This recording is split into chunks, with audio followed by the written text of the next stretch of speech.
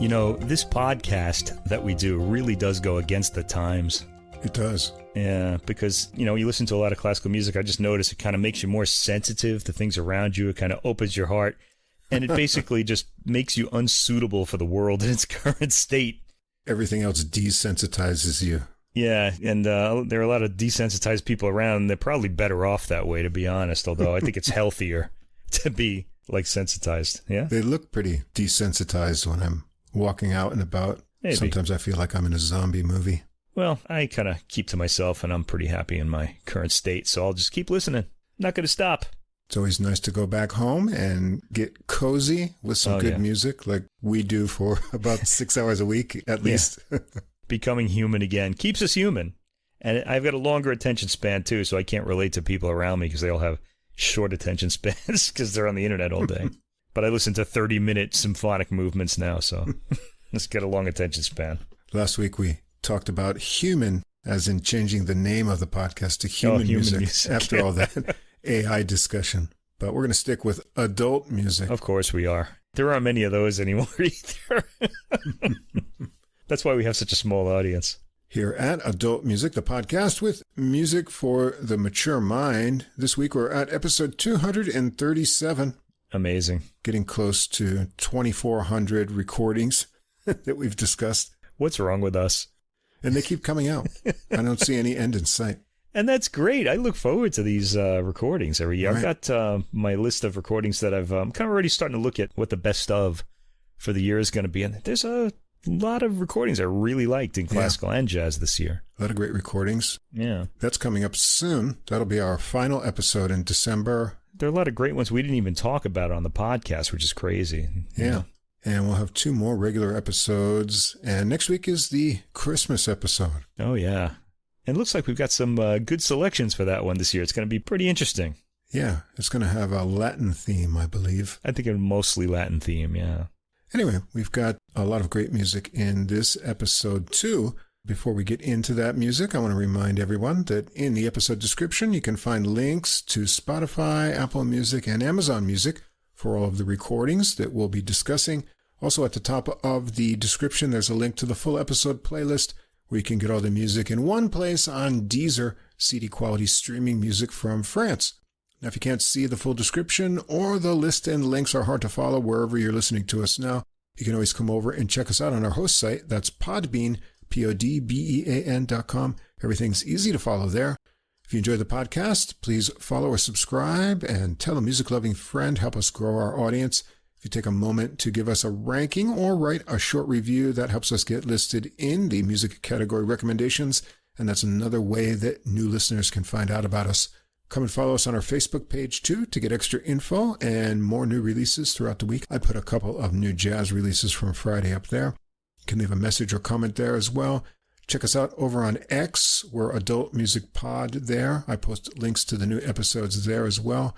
And if you'd like to contact us directly with any comments or questions, we'd love to hear from you. Our email address is adultmusicpodcast, all one word, @gmail.com. We'll be playing music samples as part of our discussion, and this is our fair use disclaimer. Music sample clips are for commentary and educational purposes. We recommend that listeners listen to the complete recordings, all of which are available on streaming services in the links provided.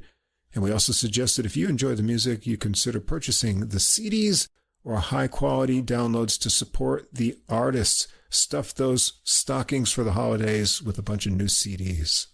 We've got a French theme running through both sides of the program a little bit tonight, Mike. Yeah, we do, don't we? Let's start. Classical.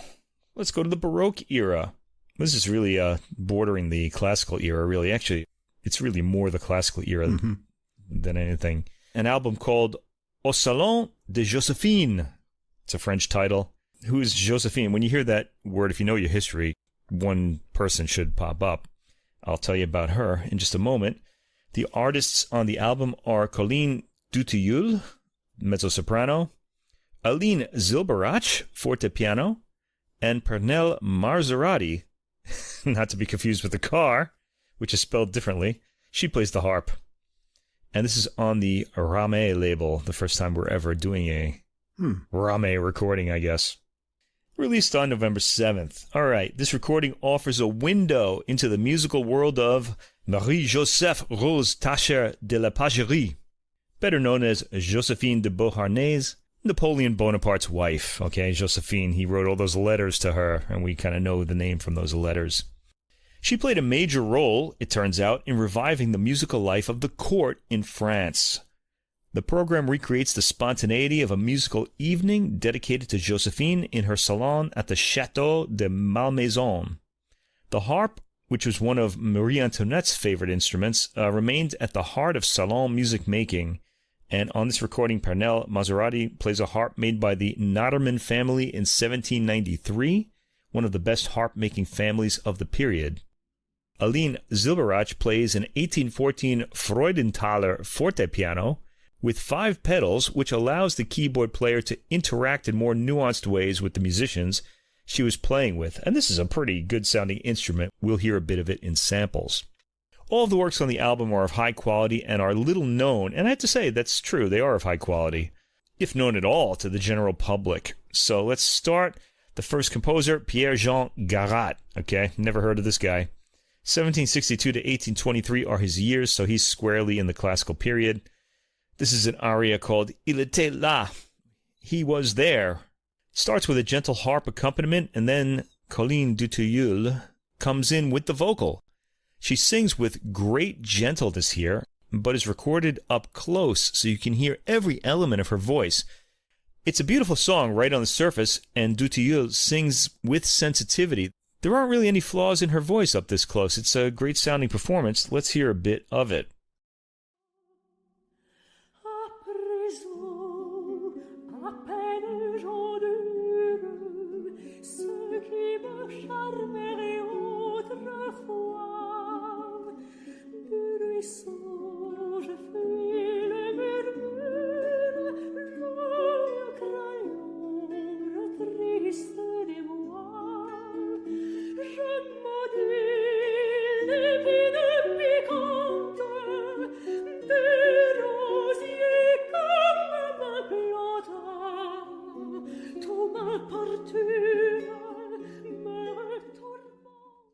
Very attractive accompaniment, too, by Pernelle Marzorati on the harp. This is a Salon piece, and the text is about the usual. I'm happy when my man is around, sad when he's not. See, things like this sound stupid when you summarize them, but it's in the words and the notes that they're set to. That's really what the song is about. I've heard students say, well, why should you read a book when you can just ask Grok what it's about? Because you're not reading the book for what it's about. You're reading it for the actual being in the situation that's happening, you know? Same with music. Anyway, this song ends on the last word with no final chord. We move on to track 2, Hortense de Beauharnais, a piece called L'Hirondelle, which is a swallow. So the harp accompanies here too, more sweetly and in a proto-romantic mode. The vocal line floats over the arpeggiated bed provided by the harp, the words about a woman asking a swallow to give her news of her native land and her family. Again, Coline Dutilleul shows great sensitivity in her vocals, as does Pernelle Marzorati on harp. Dutilleul would have been great at Joséphine's salons. All right, I've got 20 tracks on this album, so you'll have to sample this gorgeous and very straightforward song yourself. Track 3, Daniel Steibelt, famous for being defeated by Beethoven in a piano duel when he was young. This is the Andante from Sonate pour forte piano, Opus 37, number 1. It's the forte piano played by Aline Zylberajch. This is the first time we hear her on the album. It's got that hammered sound that falls somewhere between a harpsichord and a modern piano, and it's a very sensitive tone. The piece itself is pretty straightforward, a Salon piece really. We got to hear this, though, for the sound of the instrument, so let's give it a sample.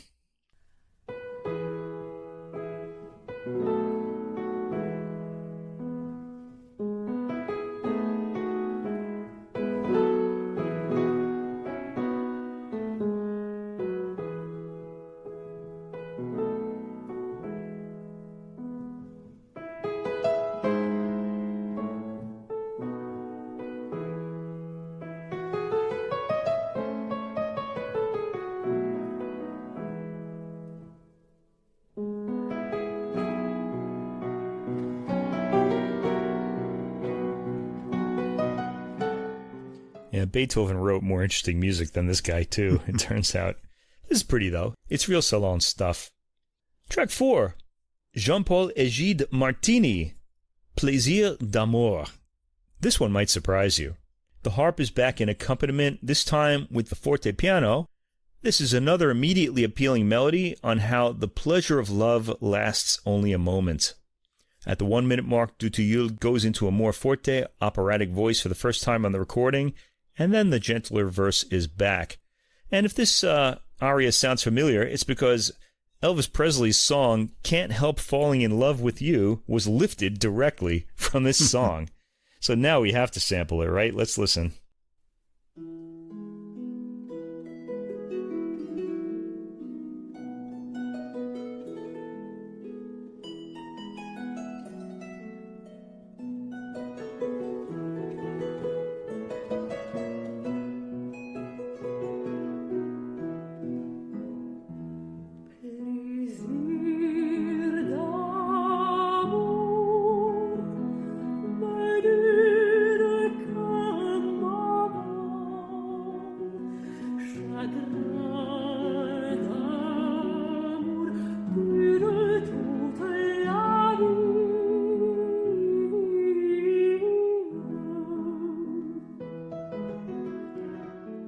I'm sure we all recognize that melody from FM radio back in the day, and probably AM radio too.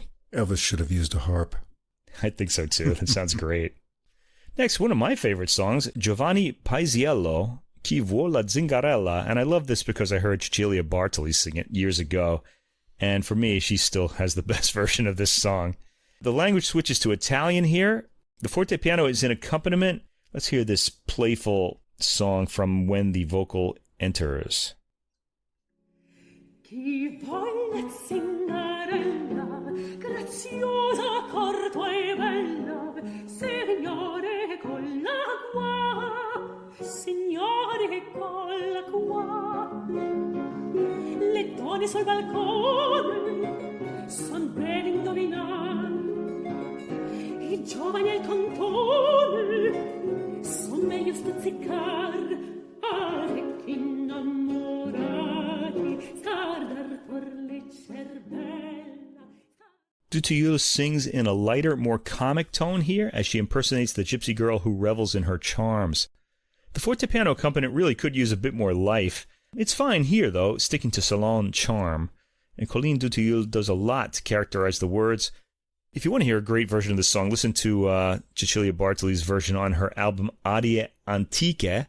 In America, it also has the title Se tu mami, and George Fisher is the pianist on that album. He characterizes exceptionally well.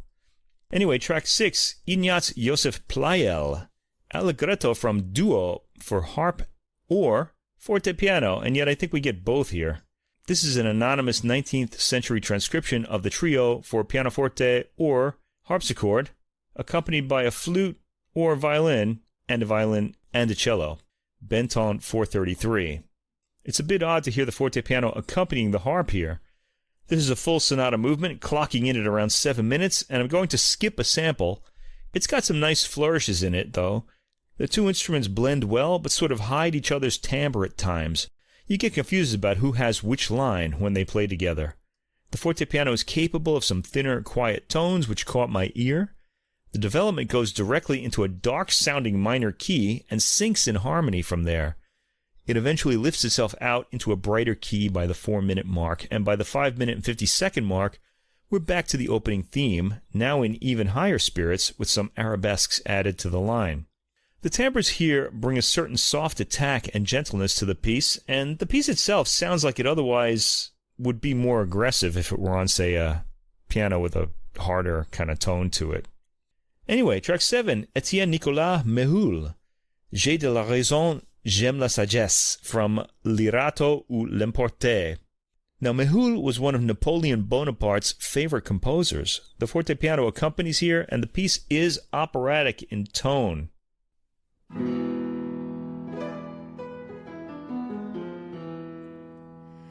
J'ai de la raison, j'aime la sagesse, et dans la saison d'une douce ivresse, Je sais bien qu'il faut résister sans cesse, car une faiblesse arrive sitôt.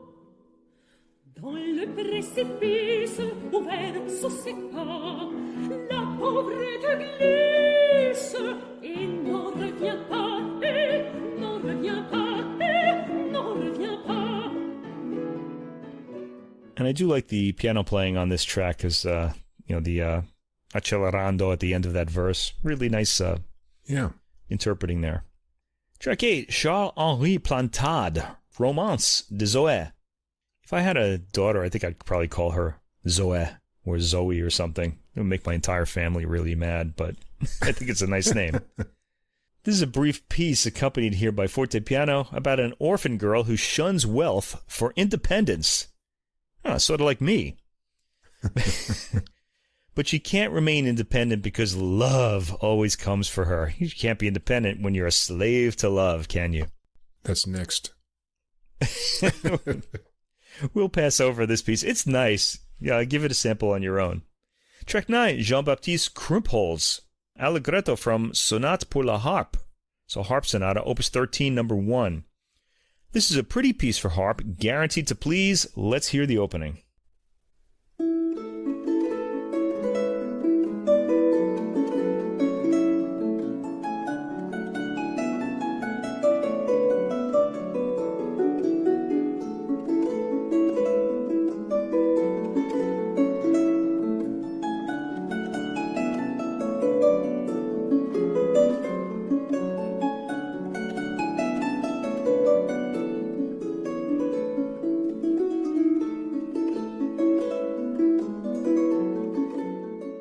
I like the harp. I could listen to it for a long time.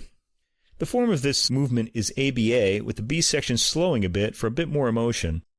Real Salon stuff here. Track 10 is another movement from that. I'm not really sure which one it is. We only hear 2. This is the Romance movement from that. The Romance moves more slowly, but is still admirably melodic and has a bit of a yearning to it.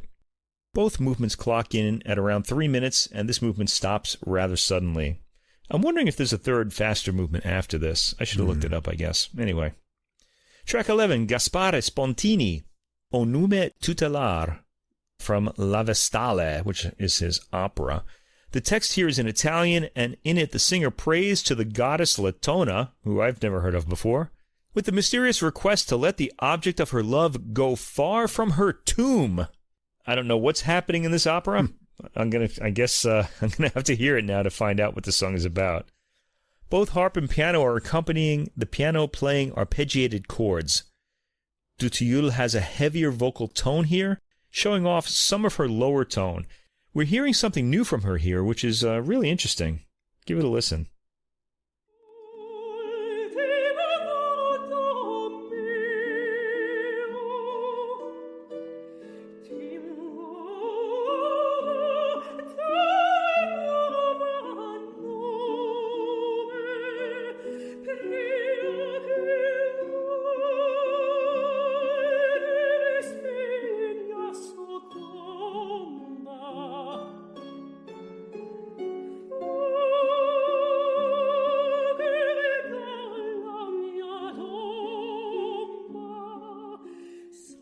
I really think Italians are happy in life because they suffer in opera. This is a heavy, lamenting song of the sort that the Romantics would have liked. It's pretty brief at under 3 minutes. The vocalist gets a vocal flourish at the end, too.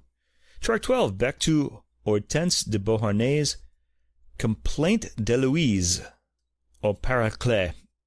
The harp accompanies here, and Coline Dutilleul is in lighter voice in this French text, with its rather heavy theme of lost love. Track 13, Etienne Nicolas Méhul. This is Napoleon's favorite composer again. Allegro from his Piano Sonata, Opus 1, number 2. The forte piano is solo here. Aline Zylberajch, I have to say, doesn't do much to build up the drama that you can hear is in the work. It could be that the instrument is kind of soft-toned and doesn't project, but it sounds like the forte piano is capable of a lot of nuance. It's just a straightforward recital-type performance. The movement itself has a lot of drama to it. Let me play a little bit of this, and you can judge for yourself.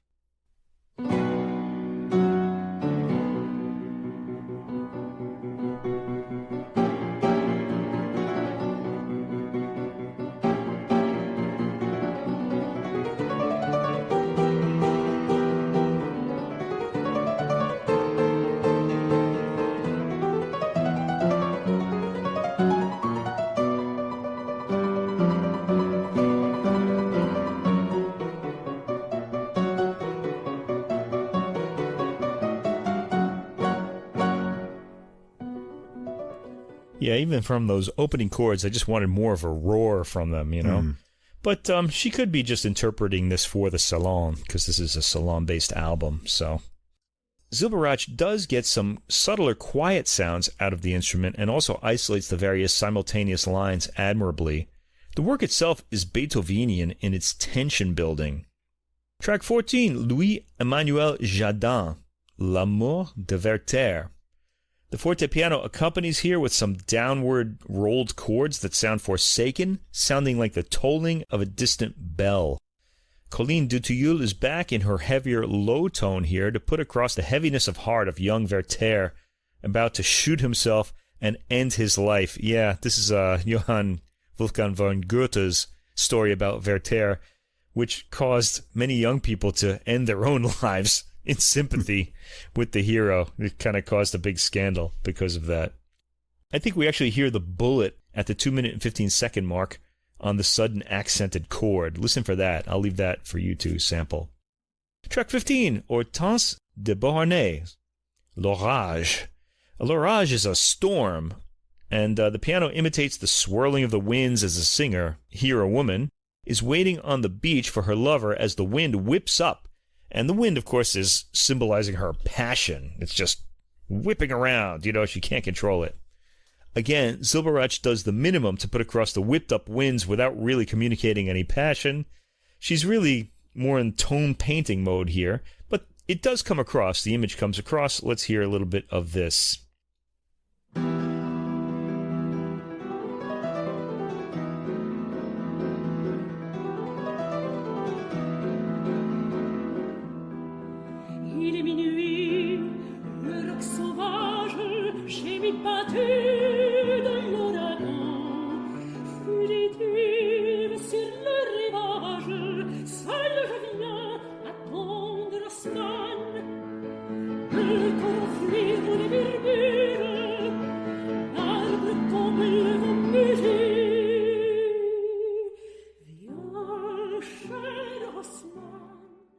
Yeah, it's passionate, but I think it could have more. Track 16, Francois-Joseph Nadermann, Sonatina for harp, Opus 92, number 2, Prelude, Allegro. This is very brief at 17 seconds. It's a pretty arpeggiated opening, standard harp fare, and comes to a quick cadence leading into track 17, the movement marked Allegro Maestoso. The previous movement sounded like an introduction to this one, which comes across as a sonata with its discursive opening theme. This movement is brief too, at under 3 minutes. Pernelle Marzorati isolates the various themes from the accompaniment well, giving a pretty performance. Track 18, we go to yet another movement of this piece, Romance. There's a light lift to the theme here, and Marzorati gives it the dance step it requires.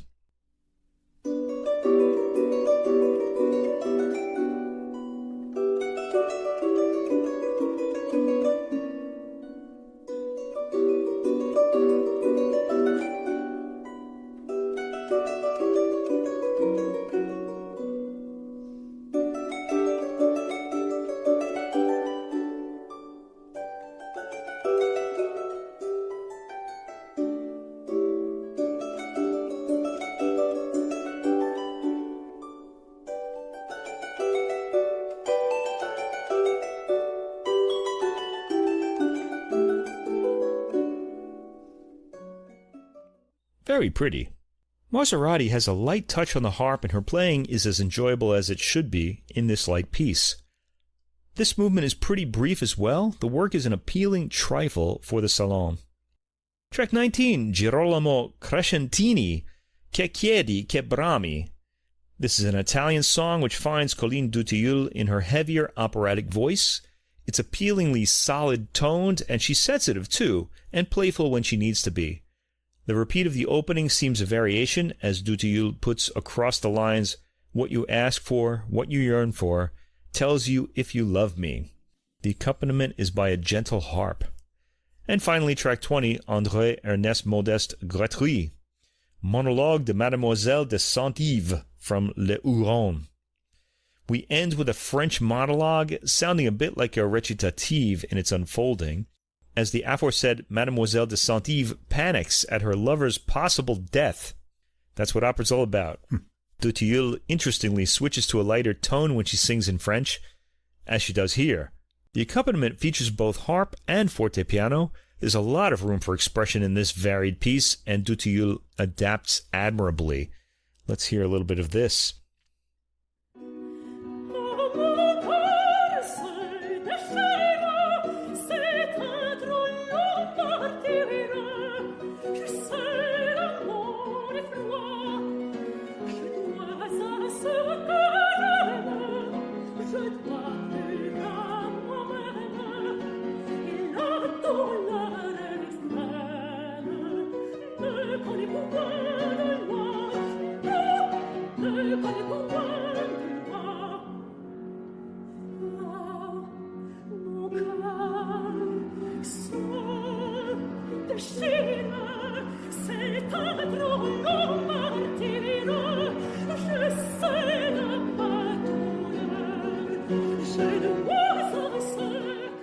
Okay, and you heard that section change too about midway through. That happens a lot in this piece.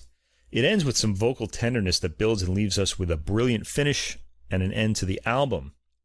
Well, the star of this program is clearly mezzo-soprano Coline Dutilleul, who vocalizes with a variety of tone, all of them solidly supported.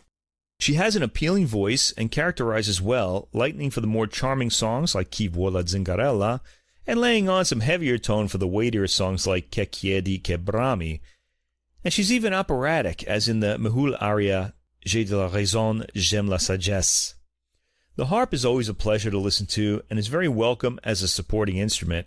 Pernelle Marzorati plays with sensitivity and a lightness appropriate to these Salon works. Her solo performances on the album are a pleasure to hear as well. Aline Zylberajch is fine in accompaniment on the fortepiano, but I felt like she could have brought some more drama to her fortepiano solo in Mehul's Allegro. This is a light program of works that seeks to give us a taste of Salon life during the time of Napoleon, and it comes across as an enjoyable light listen, particularly to fans of vocal music. There's a lot of new music to discover here. The works all sound suitable for a French Salon performance. Coline Dutilleul's voice can really fill a space, though, when she sings out. Yeah. If you were in the front row in that room, you'd get an earful. A really powerful voice. A lot of the lyrics were entertaining, too. I was looking at them in translation and getting a chuckle out of the romantic content and other kind of humorous things there. My favorite song was track 2 by Beauharnais, the one you skipped over, but it's got a lovely melody, and I enjoyed the performance as well. And I was generally taken by the harp playing by Marzorati, and I really enjoyed the final harp work, the Nederman harp sonatina, a lot. That harp has a real pleasing tone, and the techniques in there, the way both of her hands work so well together, made it really enjoyable. So there you go, listeners. Now you're going to have to go sample track 2. You can't just let that go like that. You'll be glad you heard it. All right. The next album is one that Russ and I have been waiting for a few months now, and we finally heard it. This is an album called Opus 109, and it's by one of our favorite pianists, Vikingur Ólafsson, the Icelandic pianist with the really notey staccato sound that he plays with, but he has other sounds too. This is on Deutsche Grammophon, released on November 21st, and Opus 109, of course, is Beethoven's 30th piano sonata, one of the last 5, and this is a pretty fascinating program. As an article on DG's website states, this album orbits around Opus 109. Vikingur has spent the year playing the Goldberg variations at concerts. We didn't talk about that album on the podcast, but he did release an album of the Goldberg variations last year. And he says he hears traces of the Goldbergs in a lot of the music that followed them, particularly in the late works of Beethoven. I'd guess the concept for this album came from that realization. Another odd thing about this album is that the whole album is in E. Yeah. E major or E minor. You mean it's in green? It's in green, yes. Vikingur has synesthesia and says the key makes the entire album sound in lush and vibrant shades of green to him. Here's the thing, though. I think that other people with synesthesia would see a different color there. So they're always kind of different, the way these things work. So you can think green when you hear this album. All right.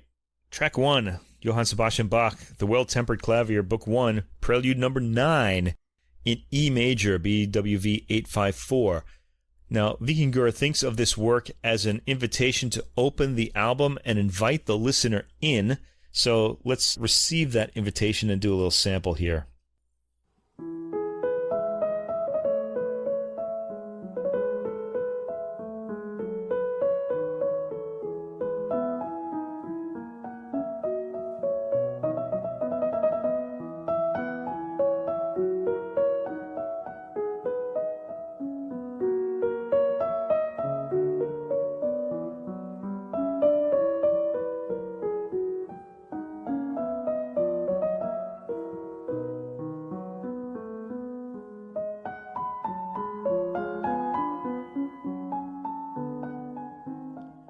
Geez, beautiful control of the tone. Yeah. And you should also notice how closely that's recorded. Like the microphone sounds like it's just like centimeters away from the strings. It registers really strongly. But he's playing very quietly is the thing. He has a very sensitive touch. One of the attractive things about his playing. The piano sound is very dry. There's no pedal. And as I said, it's closely recorded. This is a characteristic of Vikingur's overall sound. The individual lines are clearly articulated, and if you're listening to the bass line, you'll be amazed at the sensitivity of Vikingur's touch. There's some exquisite moments in the playing.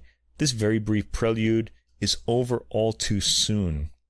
Tracks 2 through 3 are of a later Beethoven piano sonata. This is number 27 in E minor, written in 1814. It's Opus 90. Not one of the last 5, but Vikingur's mom said you have to feel Beethoven in your stomach. And that's how Vikingur himself judges the the performances of Beethoven and his own. Anyway, track 2, this is a 2-movement work. And track 1 is mit Lebhaftigkeit und durchaus mit Empfindung und Ausdruck. This has a bold opening, typical Beethoven, followed by a quiet passage, so contrast right away. So a set of forte chords bursting out, answered by a quieter, more distant-sounding set of chords. The sound, once again, is dry, and when the pedal is used, it's discreet and more for effect than volume. Listen to Vikingur's handling of the repeating chords in the left hand, how exquisite the gradation of tone between hands is.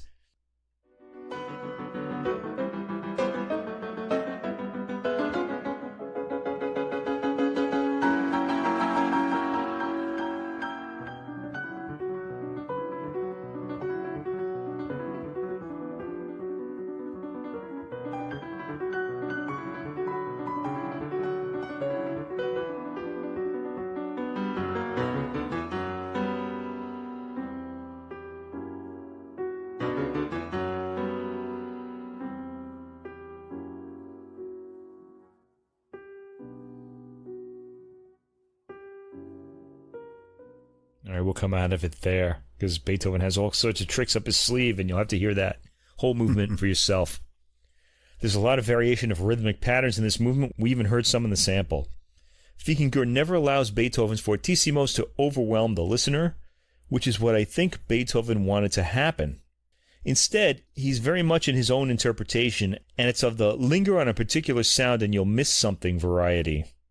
Vikingur is sensitive to every nuance he comes up with in the score. Track 3 is the second movement, Nicht zu geschwind und sehr singbar vorgetragen. Let's just sample this one right from the beginning.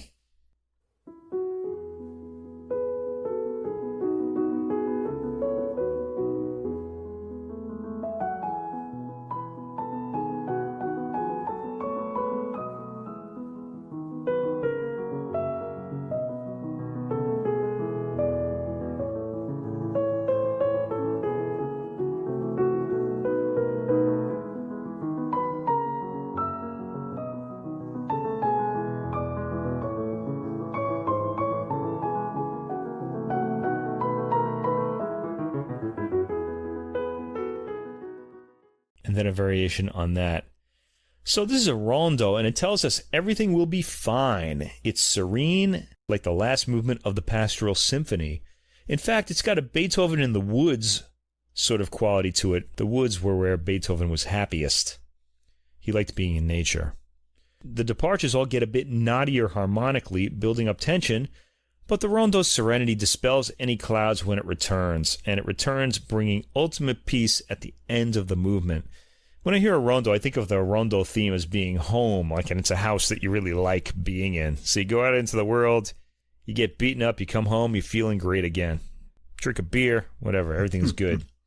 All right, tracks 4 through 10. Johann Sebastian Bach, Partita number 6 in E minor, BWV 830. The partita is placed here at the midpoint of the program to provide space between Beethoven's E minor sonata opus 90 and Schubert's E minor sonata D566, which we'll hear after this. Vikingur says that Bach, like Beethoven in his late piano sonatas, is testing and transcending the limits of his chosen compositional form, taking elements that originated in dance and turning them into formal abstractions, now free to travel into uncharted musical territory.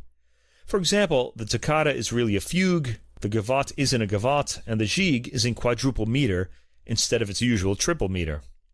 Anyway, we start with the toccata. I've always heard this played in a grand, loud style at the opening, but here Vikingur plays this as a sort of sketch drawing of a grander version. It's kind of interesting. Let's hear it.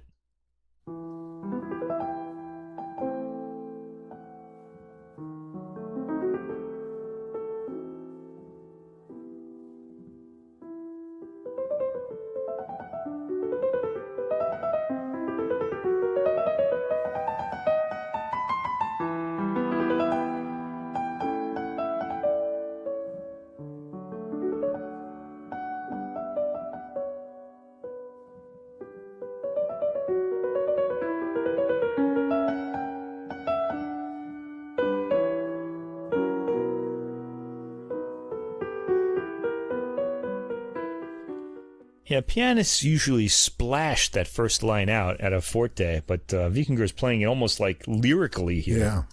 It's a pretty interesting approach. Now, by playing this work the way he does, he makes musical connections between lines that I ordinarily didn't notice, like the various sequenced patterns, where you'll hear like a pattern and then that same pattern will be in a different part of the keyboard. And these things stand out in high relief in this particular performance. The playing has an absolute quality and is paced on the slower side, and I like that too, especially in this interpretation. At 2 minutes and 9 seconds, a fugue starts. Vikingur plays with a hush over all of the individual lines, and they're all graded in tone so that they stand out.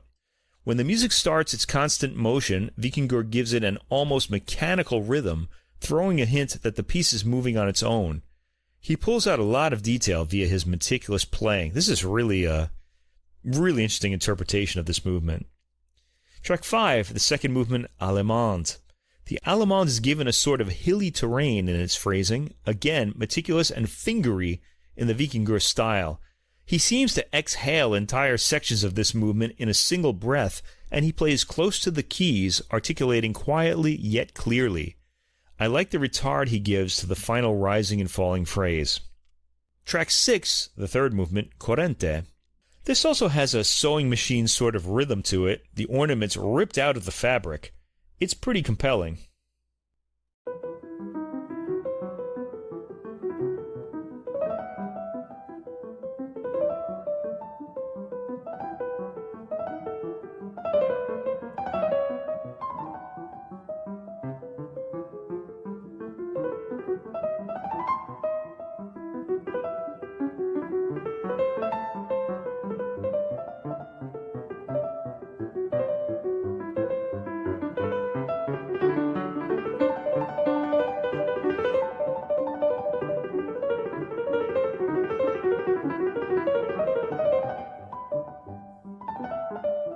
It's amazing how you can hear the attack on every one of those arpeggiated notes at that speed. Vikingur's got some amazing virtuosity that doesn't come across as showy due to the quiet volume he plays at. Each section gets a new, inspired interpretation, always of a sort we haven't heard before. There's some pretty amazing texture creating via quiet staccato patterns after the 2-minute mark. This is impressive playing. Track 7, the fourth movement, Air. Also played staccato and with some speed. I have to say I'm not a big fan of Vikingur's Bach playing, though the technique is incredible. On the surface it's very notey, and that's always put me off as a style of playing. Of course, all you have to do is listen in to the relationship between the lines and you'll be amazed, but the notiness does get to me, at least in this movement. Track 8, the fifth movement, Saraband. There's some discrete pedal applied for this atmospheric movement. Vikingur lets the piece flow nicely.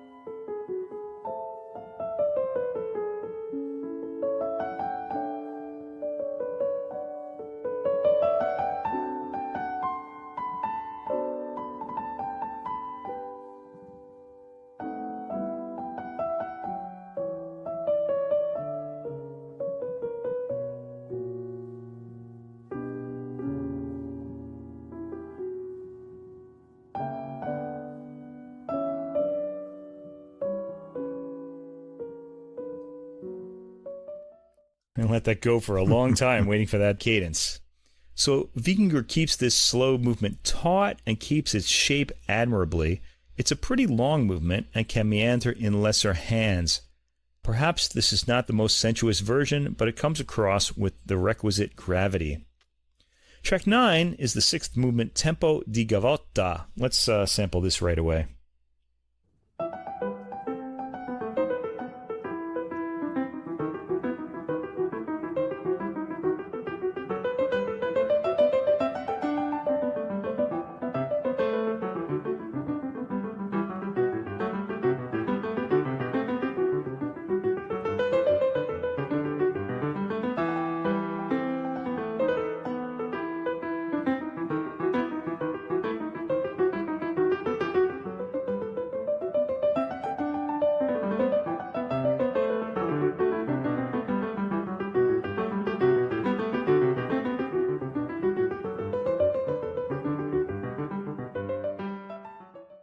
The movement sounds dancey and moves in a 6/8 rhythm. It sounds more like a jig than a gavotte, which is odd, because the jig that's coming up doesn't have a triplet rhythm.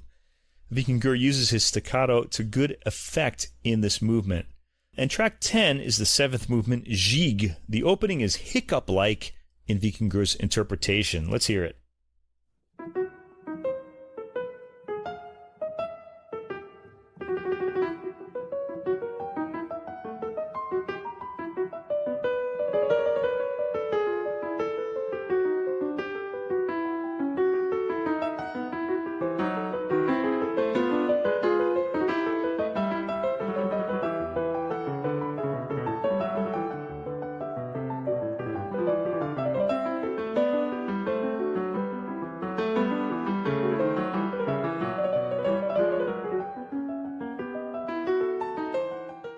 And he's got that theme like ping-ponging around like a ball in a pinball machine. You almost never hear that type of articulation except on a harpsichord. It's amazing that he can do that on piano.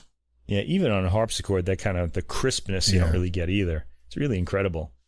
The staccato opening of the line is easy to identify when it enters due to Vikingur's hiccuping interpretation. It comes across playfully, and the piece doesn't seem to have a full cadence in the way Vikingur understates the ending. Yeah, it's kind of late here. I've been calling this pianist Vikingur because Ólafsson is not actually a last name. It's a patronymic.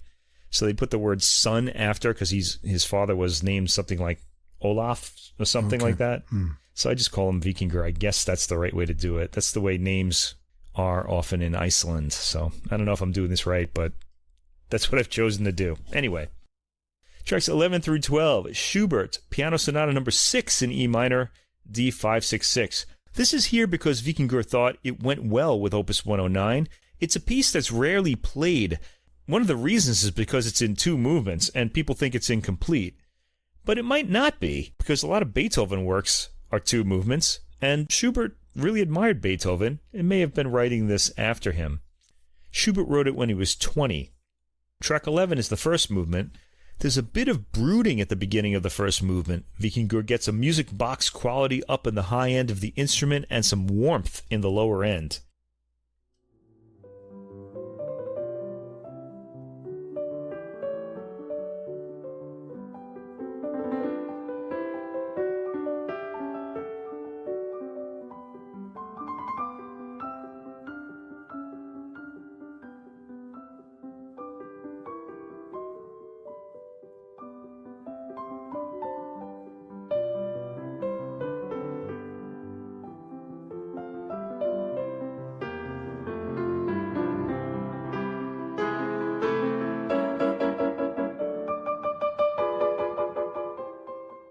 Now notice when those big chords come in, he always sort of understates them. This is another kind of like quality of his interpretations. He'll often do the understated forte, chord or something like that.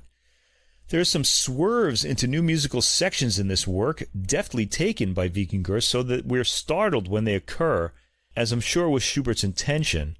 I like his rumblings in the bass end of the piano. He gets a lot of dimensionality when he has a trill down there. The movement ends with a solid cadence. Track 12 is the second and final movement of the work, Allegretto. This movement relates to the second movement of Beethoven's Opus 90. I guess it's also telling us everything will be fine. It has a light feeling, with a rushing bass line sounding like it's imitating the water in a stream. By the 45-second mark, we've got new material. Vikingur keeps the rippling accompaniment up for a good deal of the piece, and the sound remains even and well graded in tone. The accompaniment can get so quiet that it sounds ghostly, as here.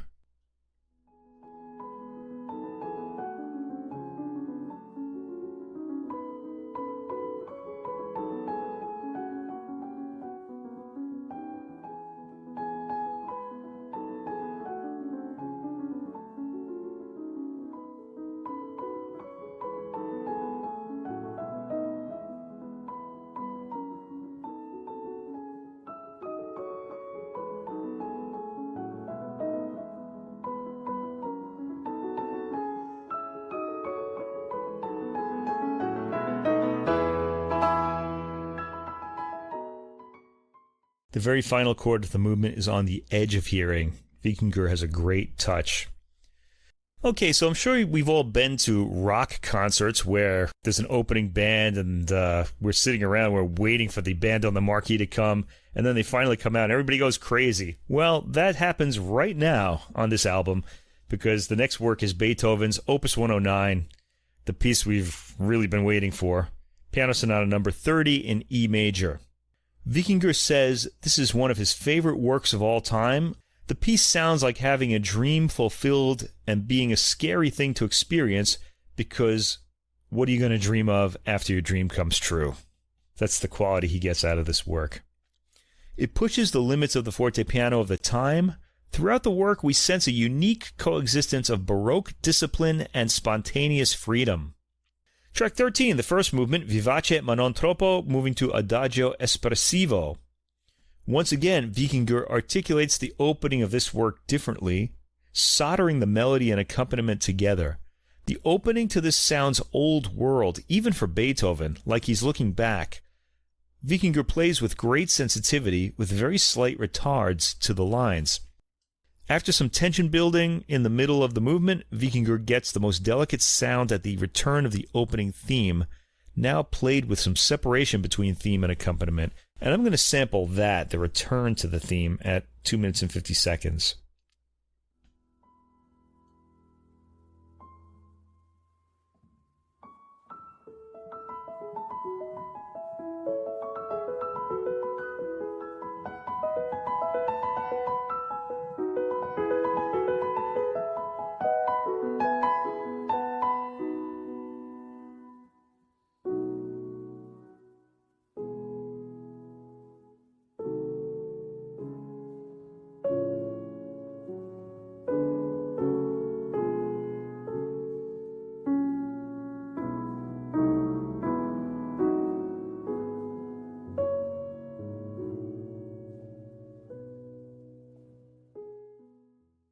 Again, a very different interpretation than we usually get.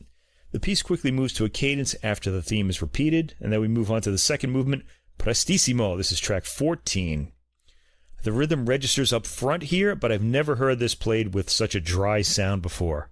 Again, Vikingur is restrained in his playing, and while fortissimi and sforzandos register, they don't jolt the listener, which I also think was Beethoven's intention. He really wanted to jolt the listeners, which is why he put all those sforzandos on the offbeat, so you'd accent those chords and surprise the listener. We're always aware of the various lines as well as the overall arc of the movement.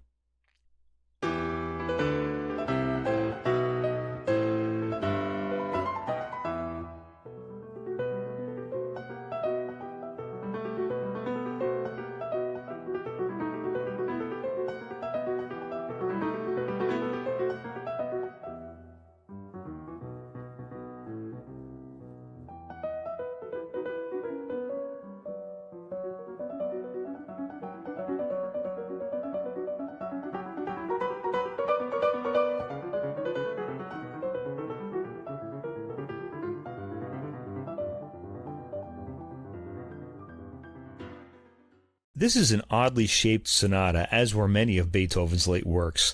The first two movements are short. This second movement is a scherzo, so there's no slow movement, maybe because the first movement and the theme of the third serve that purpose. We move now to the third and final movement, marked Andante molto cantabile ed espressivo, and also in German, Gesangvoll mit innigster Empfindung, and then variations 1 through 6. Vikingur hears these variations as a deeply felt homage to the Goldberg variations, which he had been playing the year before. As in Bach's work, the theme is a graceful saraband that embarks on a wild journey of transformation. It returns at the end, as in the Goldberg variations, and that's unusual for Beethoven and really anyone after the Goldberg variations. Usually the piece just ends on some flourish. This theme and variations movement is more than twice as long as the previous two movements combined, which is also unusual. It makes the piece seem lopsided, but it really isn't. It all balances out. Vikingur plays the saraband theme with a light touch so that the hammers seem to kiss the strings gently. Vikingur's tone is beautiful here. The sound is still dry, but you can tell there's a piano dynamic on the tone. We melt into the first variation about 2 minutes in. It's at about the same tempo as the theme and has a more questioning, what is it, type of quality to it, at least as played here. At 4 minutes and 9 seconds, the second variation comes in, starting hesitantly. It's played in the Vikingur staccato. His staccato sound is immediately identifiable as him. It's really a hallmark of his style. At 4 minutes and 44 seconds, there's a more sustained tone, perhaps the B section, then a spare staccato comes in, playing the variation's theme. At 5 minutes and 45 seconds, the third variation bursts out of the gate. This is amazing in speed and articulation. It's got a staccato quality to it too. And I'm going to have to sample here because this is some amazing technique that you're going to hear.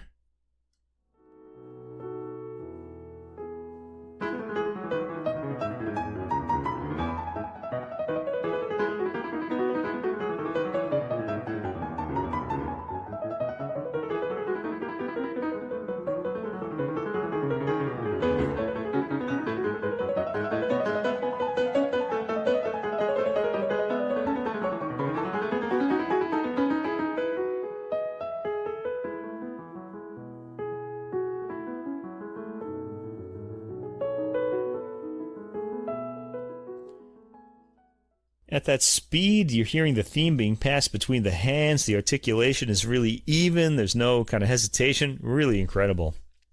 I seem to have missed the turn-off for the fourth variation, which is slower with many moving lines. Variation 5 has a wide, striding sort of quality. This starts at around the 8-minute and 20-second mark. And the last variation has shimmering trills in accompaniment of the languid melody. These all build up to a rumbling, dramatic figures. And there's some great rippling figures after the 10-minute mark. At the very end, the theme repeats as we heard it at the beginning and is calming after the excitement of the variations we've heard. Vikingur plays this with absolute gentleness. It's a compelling interpretation. Track 9, Johann Sebastian Bach, French Suite No. 6 in E major, BWV 817, the third movement, Sarabande. This is placed here as a final benediction. So let's receive that benediction.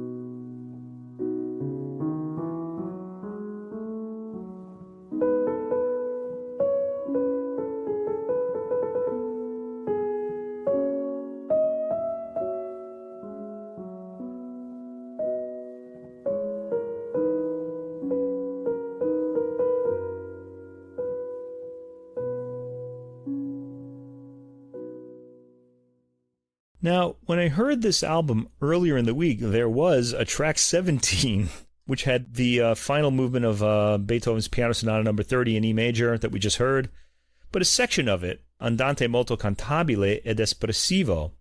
It was a fragment, and it mirrors the opening Bach prelude and follows well after the French suite Sarabande. Here, I think Vikingur is highlighting the closeness of Opus 109 to Bach. It's easy to hear in this context. The tone is very quiet and muffled in a way the una corda pedal would make it. Now, I'm not sure what's going on here because Deezer Now does not have this, and I'm pretty sure the CD doesn't either. Do you have that track on your end? I did when I listened to it before. Yeah, I think they took it down. I think it might have been a mistake. But anyway, we'll mention it there just in case. I was wondering about that because it's not listed in the CD booklet. Yeah, so it may have been a mistake. Anyway, I did mention that, and I didn't have a sample that I wanted to do of it anyway. You're right, it's missing from the Deezer Now. Yeah, it's very, very strange because I did hear it earlier in the week. Anyway, the French Suite, track 16, is the proper ending for this album, I would think. It's just a beautiful finish to the album. Vikingur Ólafsson is an extraordinary pianist with an extraordinary original approach to everything he plays. His articulation of the various lines in each work is absolutely exquisite, and he always makes sure the listener can discern between them. The piano's tone is a bit odd in its bone dryness on this album, and not just because of Vikingur's idiosyncratic approach. He wants this sound, so no complaints about the engineer here. The program on the album is imaginative, and as with last week's latter Vivaldi Opus 8 concertos performed by La Serenissima, hearing Beethoven's Opus 109 in isolation with works that play off it and that it plays off around it makes you hear it with fresh ears. The program goes to great lengths to relate Beethoven's influence in this work to Bach, and with the third movement variations followed by a Bach sarabande, the connection becomes clear. The earlier Beethoven sonata and its connection to Schubert comes across too. This program is for high-concept people as well as the general piano fan, and as all the music is eminently listenable, this album should be heard straight through without a break so that the concept comes across. This is an album to cherish. Yeah, as usual, Vikingur Ólafsson makes a recording that knocks you out with his technique and gives you something to think about with the program. I don't have synesthesia, so I wasn't seeing green with works in all E major and E minor. However, making connections from Bach to Beethoven and Schubert makes you hear these works in a new way, and as usual, his explanation in the album notes are very enlightening. His interpretations of the Bach Partita No. 6 movements have very interesting contrasts, from blinding speed to stretched rubatos that I've never heard before. And he also brings out the musicality of the romantic Beethoven and Schubert works without any sentimentality. And I think the Piano Sonata No. 30 in E major, the third movement, would require some more listening to get deep into all the things happening in the variations there. There's a lot going on. The upfront and dry sound works great to hear the precision of the lines played in the Bach works. And it does the same thing in Beethoven and Schubert, where you're used to a fuller tone on probably a larger piano and some swell in the sound in the room. There's no information in the notes about what piano he's using, but the sound certainly is interesting and very intimate. Yeah, you can see the piano in a video on Deutsche Grammophon's website. Oh. I think it's in his studio. Oh, and by the way, I think the reason I was having such problems with the download of this, it kept disappearing. It's probably because I realize now Deezer was probably taking it down to get rid of that 17th track. Oh, right. And then they uploaded it again. Yeah. Interesting. Yeah, it's really weird. The mystery is solved. All right, on to our contemporary composer. This is Peter Fribbins. He's English, born in 1969. And this is an album of his cello concerto, his symphony called Gomecourt, and 3 folk songs. The performers are Sebastian Comberti cello, Saša Mirković viola, Johan Randvere piano, the London Mozart Players conducted by Jürgen Bruns, the Lithuanian National Symphony Orchestra conducted by Robertas Šervenikas, or something like that. And this is on the First Hand Records label, released November 7th. I'm just going to go right into the pieces, I guess, on this. Fribbins, there's a biography of him in the notes, and it's pretty much the same thing you get with most classical artists. He studied here with this person. He's really great. Anyway, let's just go to the music and hear it, and we'll see what we think. Tracks 1 through 4, Concerto for Cello and Orchestra, composed in the year 2024, hot off the press. This features Sebastian Comberti on the cello, the London Mozart Players conducted by Jürgen Bruns. The cello concerto is a radical reworking of material from a sonata commissioned by Raphael Wallfisch and John York in 2005. The orchestra consists of single woodwinds, 2 horns, trumpet, and strings. The first movement of the 4 in this work is a prelude, Andante Innocente. It starts with light rising string lines, wispy and thin-sounding, and the cello comes in lyrically over that tapestry. It's an appealing melody that the cello plays. An appealingly orchestrated theme in the winds comes in next. The cello is lyrical throughout the opening. Once we're about 2 minutes into the movement, I realize how much I like Fribbins' ear for orchestration, particularly with the woodwinds, which feature heavily here. A second theme sounds in the strings as the solo cello accompanies. The cello gets a double-stopped solo line at the 3-minute mark, lightly accompanied. I'm going to sample from right around that mark. This is around 3 minutes in.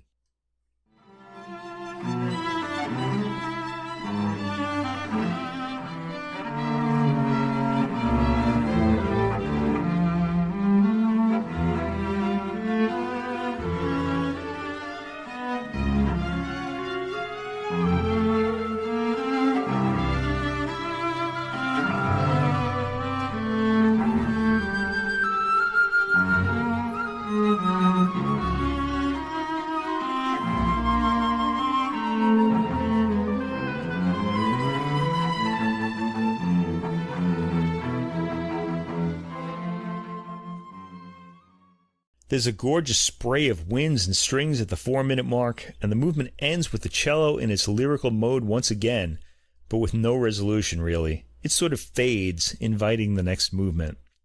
Track 2 is the second movement, aria, marked larghetto. The cello produces some heavy double-stopped harmony at the opening. The orchestra eventually comes in, with some timbral bloom to its sound. This movement is called an aria, but it seems to waltz by in its more serene moments. There are darker moments too, such as at 1 minute and 30 seconds.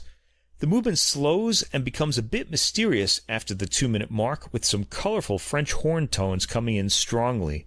I really like the full orchestral palette at around the 3-minute mark, and I'll sample there.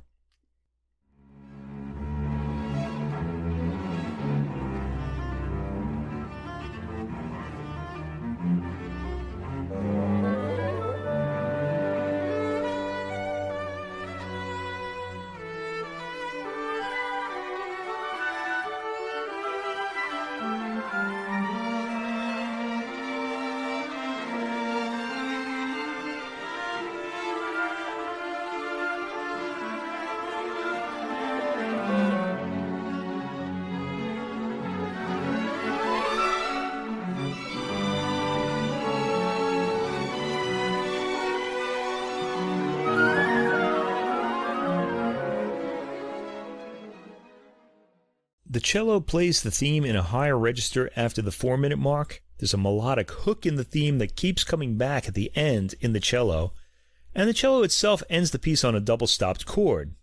The third movement is an interlude, that's track 3. It's a short solo that prepares the way for the last movement. This acts like a cadenza in a traditional concerto, and we should hear some of it.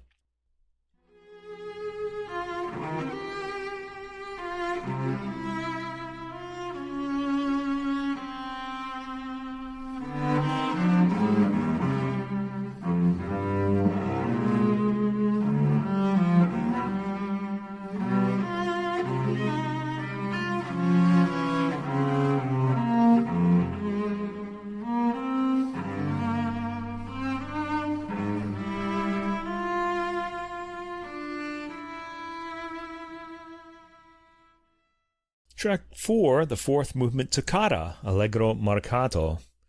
Quick repeated note patterns are heard in the orchestra, and the cello plays his solo line and accompanies softly with pizzicato. Let's hear the opening.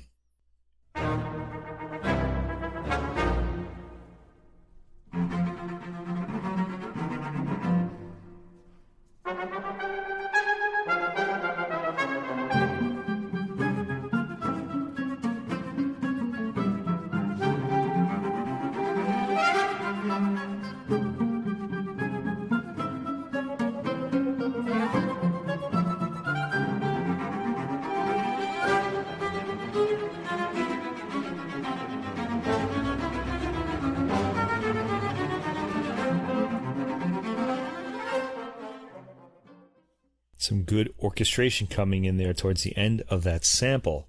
When the high cello solo line comes in at around the 1 minute and 30-second mark, there are fountain-like orchestral figures seemingly spraying water all around. There's a great bassoon line at around the 2 minute and 45-second mark that introduces the double-stopping cello, bringing him another solo episode. Sebastian Comberti sings via the cello throughout. The solo ends with the orchestra coming in, the strings playing a downward line. The ending calms in energy, with the strings playing sparse harmony while the cello restlessly plays circling figuration. The orchestra picks this up and builds to a more aggressive rhythm, which brings the piece to an end. It ends suddenly on an accented chord that's not resolved. Tracks 5 through 8, Gomecourt, Symphony for Orchestra with Piano Obbligato, also composed in 2024. It sounds like Fribbins was a busy man last year. Johan Randvere plays the piano obbligato in this piece. Also, the Lithuanian National Symphony Orchestra are the orchestra, conducted by Robertas Šervenikas. Fribbins relates in the booklet how he was sitting with friends after a concert one night in 2018 on the centenary of the end of the First World War, and they talked about how the war had intersected their own family histories. Fribbins relates the amusing story of his grandfather, who showed up at his old job after the war when all of his colleagues thought he was dead. Fribbins' grandfather fought at one of the bloodiest of the battles of the Somme offensive in northern France on July 1st, 1916, at the village of Gomecourt, where this work gets its title. The work draws on Fribbins' visits to the region with his sons, the area's history, and memories of his grandfather. The piano obbligato offers moments of reflection and commentary. So track 5 is the first movement, titled Gomecourt Wood, marcato decisivo e pesante. Pesante is heavy. This starts with a heavy solo piano bass pattern. It sets off the strings, who start imitating the line. There are hazy brass chords with glissandos between notes. The rhythm has a lumbering, unsteady quality to it and often stops for accents. A nostalgic section is in at around the 1 minute and 50-second mark, featuring a French horn theme. In the first 2 minutes, there's quite a bit of contrasting material, like thoughts flitting from one set of dense memories to another. The steady, rigid rhythm of the repeating chords is characteristic, so I'll try to sample that and the entry into the next ominous section.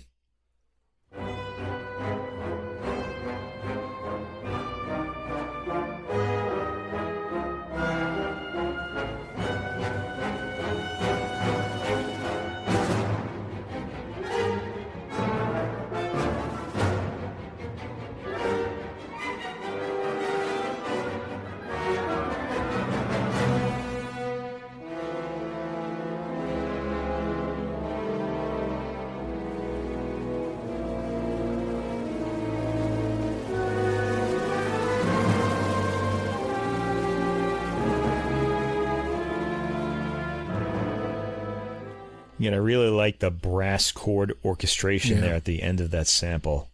Really caught my ear. The piano plays an icy interlude frozen with a memory. It warms up as brass play melodically in the background. That rigid, march-like rhythm is always back, though, and it asserts itself at around the 5-minute and 50-second mark. Brief, gentler interludes can't stop its return, and the movement ends with some harshly pounded-out chords. Track 6 is the second movement, Ebuterne, France, Adagio. This was a French village that was a base for British troops. It was shelled to the point of near obliteration. It was also the site of the field dressing station. There's a dreamy quality to the opening of the movement, and nice use of the oboe within the string texture.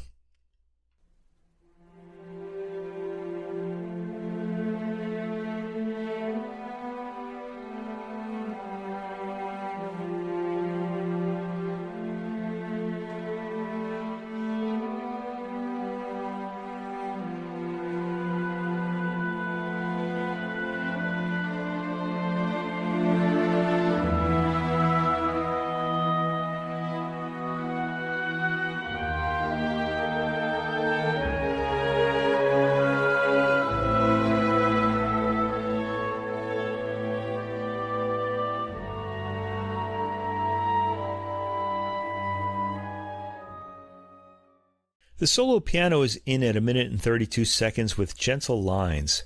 Ghostly distant harmonies appear, not sounding entirely consonant. Again, the material suddenly changes character as shivering string chord tremolandos appear, giving way to heavier brass. At 3 minutes and 47 seconds, a 3/4 light dance rhythm and melody appears, sounding distant like a wisp of memory for the observer. The piano comes in and waltzes in a rather angular fashion with the strings. The piano resorts to chords at around the 6-minute mark, the strings are back in, and the piano leads the movement to a gentle ending. Track 7, the third movement, titled Wie schmeckt der Kaffee süß? Allegro moderato, scherzando. The scherzo's intention here is to remind us that all humankind is essentially the same, capable of kindness, generosity, and compassion, as well as acts of destruction and barbarity.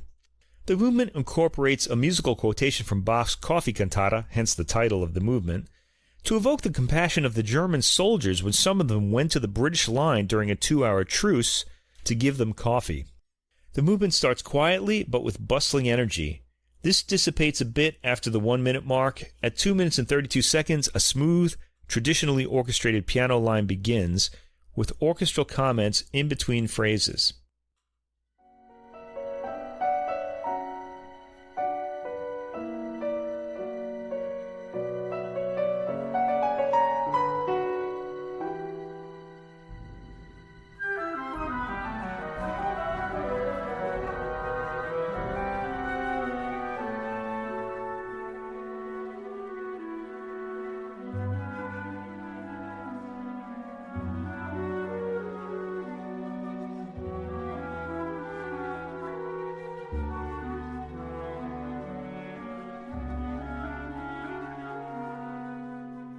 Again, I like the wind orchestration there, too. There's a trading of phrases between clarinet and bassoon starting at the 4-minute mark, and some brief flickerings of circus-like music at 4 minutes and 50 seconds or so that quickly disappears. The movement ends with an upward arpeggio flourish. Track 8, the fourth movement, La Vierge penchée, La Basilique d'Albert France, marked Estatico.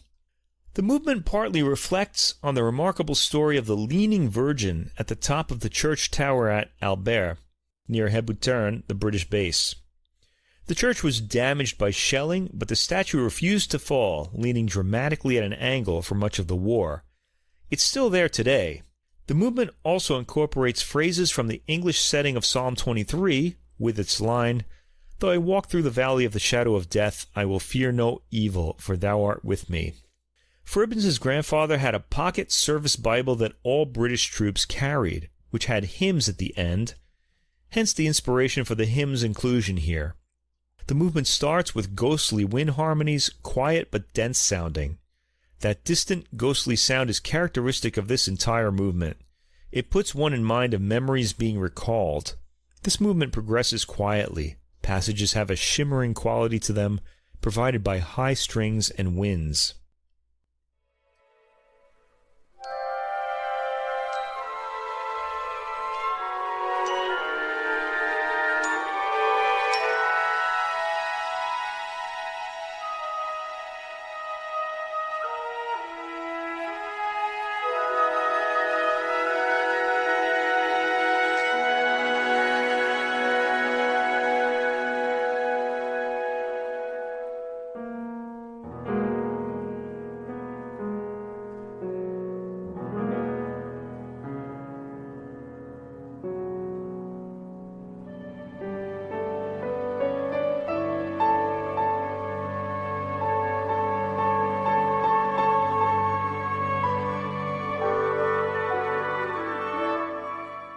It's nice bloom to the orchestral sound right there. The solo piano makes its appearance at 3 minutes and 20 seconds while the string and wind themes continue in the background. There are grunting figures from low brass that continue to the end of the piece and accompany the gentler material. Tracks 9 through 11, folk songs for viola and chamber orchestra, composed in 2022. This features Saša Mirković on the viola, the London Mozart Players conducted by Jürgen Bruns. The chamber orchestra consists of flute, bassoon, and strings. Each movement draws upon folk music from a different country. Track 9, the first movement, prelude on some unpronounceable Welsh folk tune. I'm not even going to try to say this, but look it up. Marked Adagio.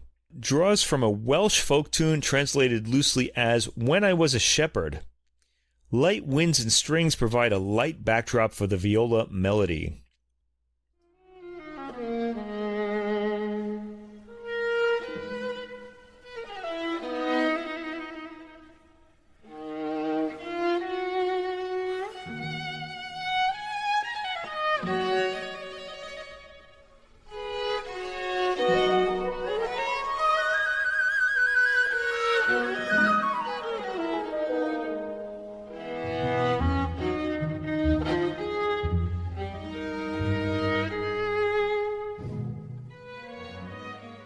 Again, I really like the sparse orchestration during the viola's melody there. It's a really interesting idea. The viola's darker tone is very appealing here. It's got some shadowy weight to it. At 2 minutes and 41 seconds, the theme and accompaniment set up a livelier figure that occasionally dives into the low end. This stops at 3 minutes and 14 seconds, and the floating harmony of the opening reappears over figuration from the viola. We hear some familiar material from the viola again. The movement ends on arpeggiated material from the winds with the viola trilling, then ending on a stratospheric high note. Track 10, the second movement here, Fugue after Ida Janol, marked scherzando. I probably shouldn't have tried to pronounce that either, but there you go. This is a folk song originating in Serbia. It's in 7/8. The text is an exhortation to dance. The pizzicato opening in the strings has a dance quality to it. It's both rhythmic and lively. The viola is in with a solo line at about the 30-second mark. The viola dances along as the flute plays some melodic material.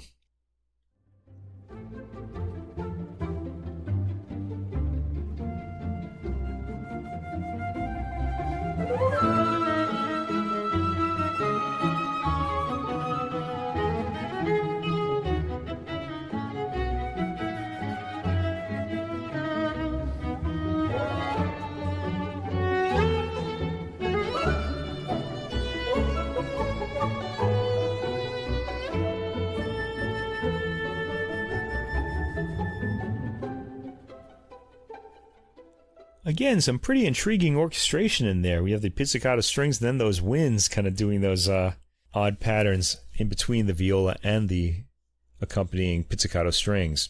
There's a B section that starts after a pause at around the 1 minute and 55-second mark. It's also got a folk dance quality to it. At the end, the pizzicato rhythm from the opening returns, and this time the viola plays the melody before the winds take it over.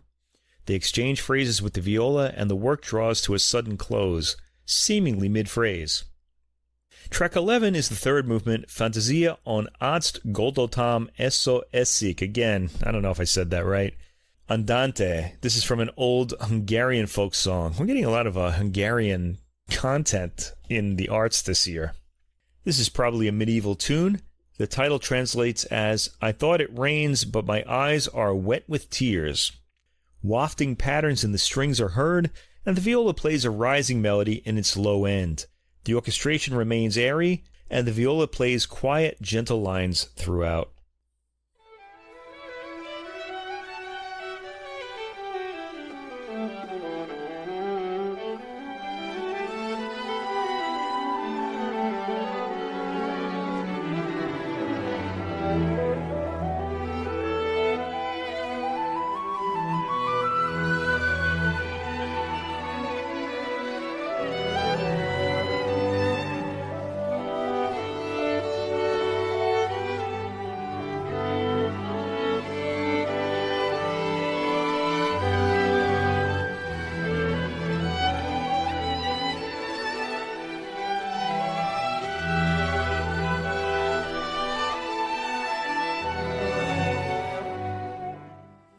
Again, really interesting textures in all three of these works.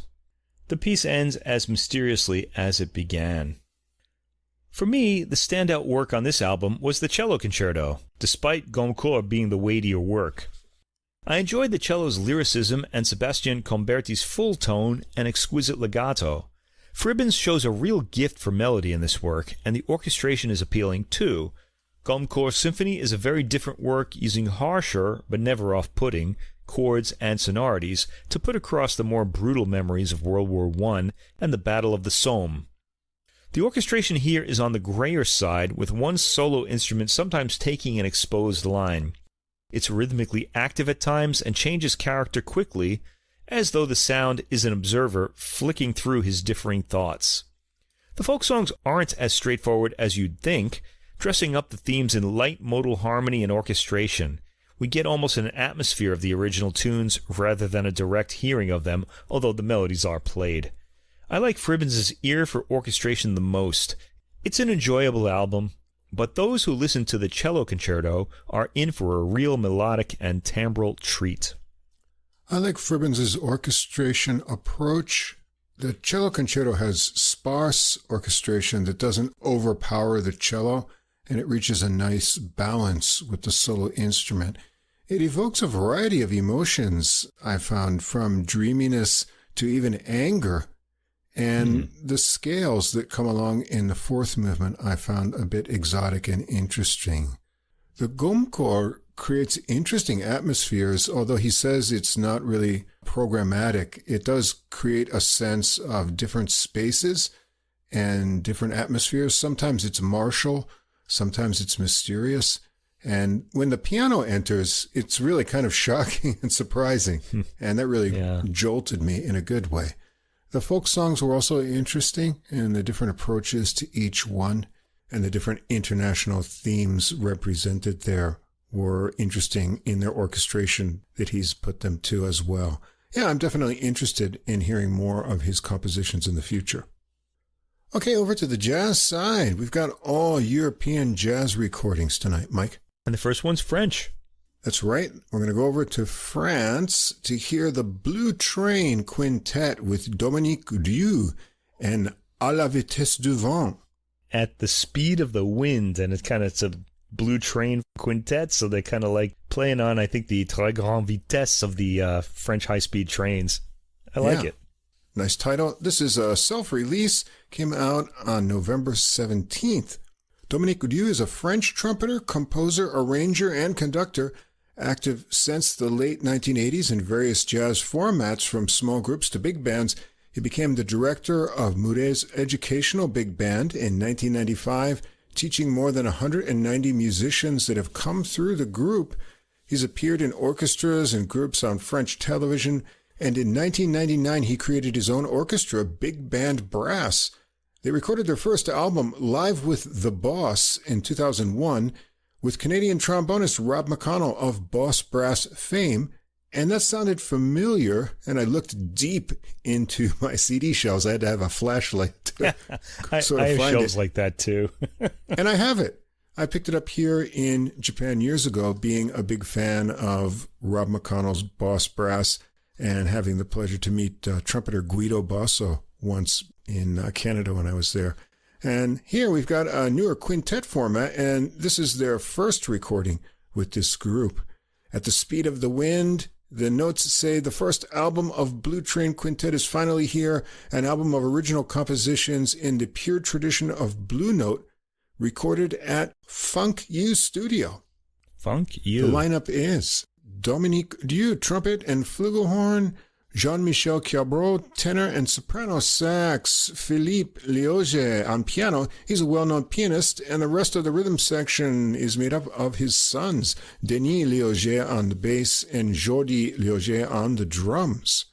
Producers are Dominique Dieu, Jean-Michel Cabral, and Philippe Lioge. So we'll get started with the title track, which is composed by Cabral, à la vitesse du vent, and things get started with an exciting modal tune. A bass ostinato and drum intro goes around again with piano added. The horn melody is a repeating 32-measure construction, changing up in each 8-measure section, interestingly, in both harmony and rhythmic feel, going from Latin to swing. Let's check out how things get started.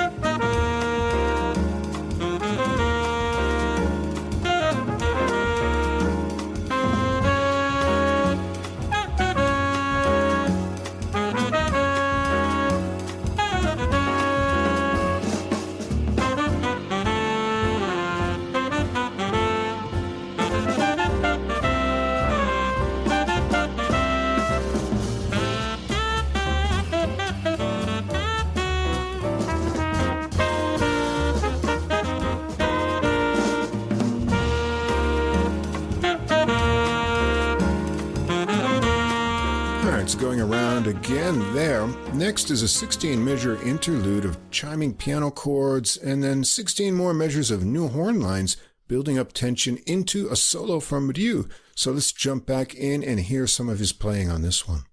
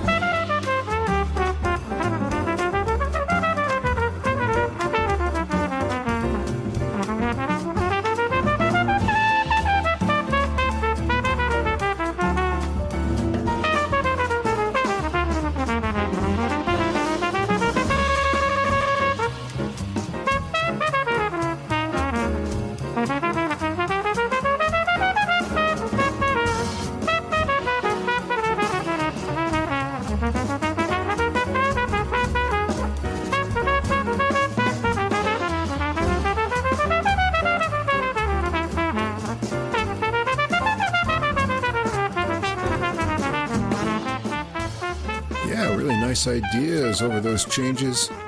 Cabral follows on sax with a husky-toned and hard-swinging solo.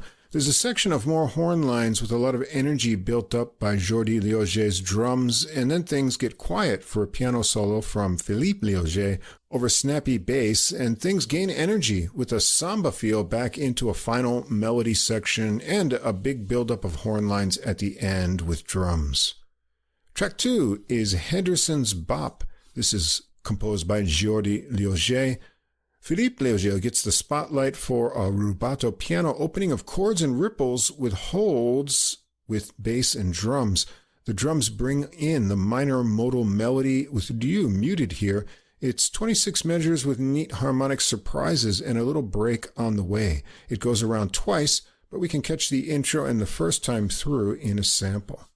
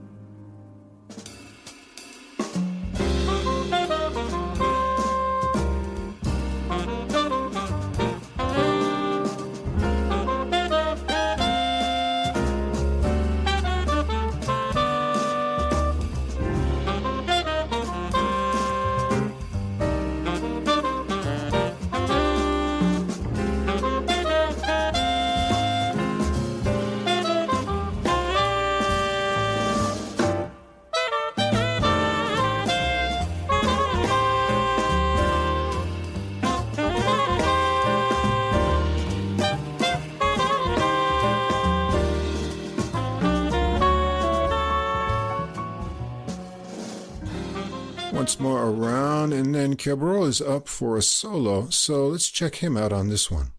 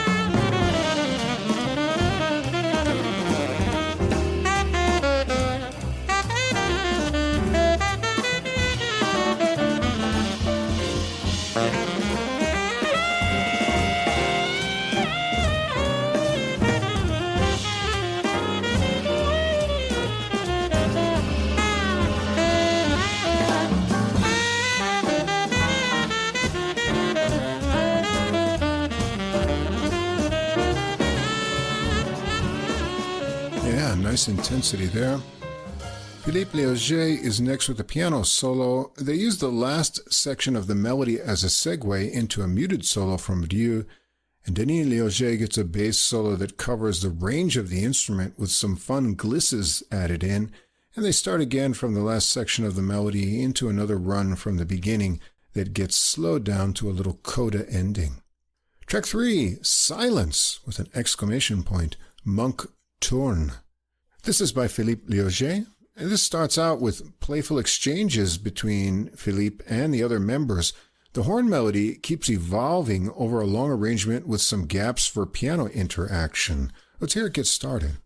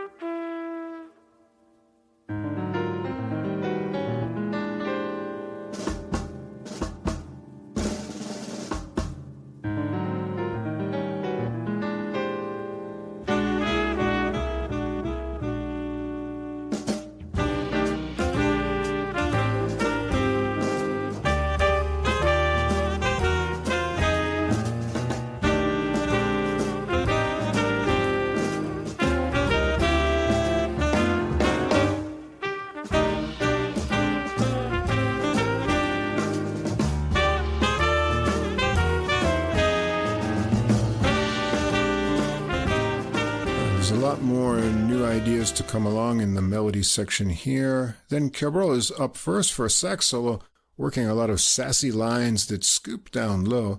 Dieu follows with an unhurried solo with some fun half-valve smears, and Philippe gets left alone for his piano solo that goes from drowsy to dreamy. Let's check out his playing on this one.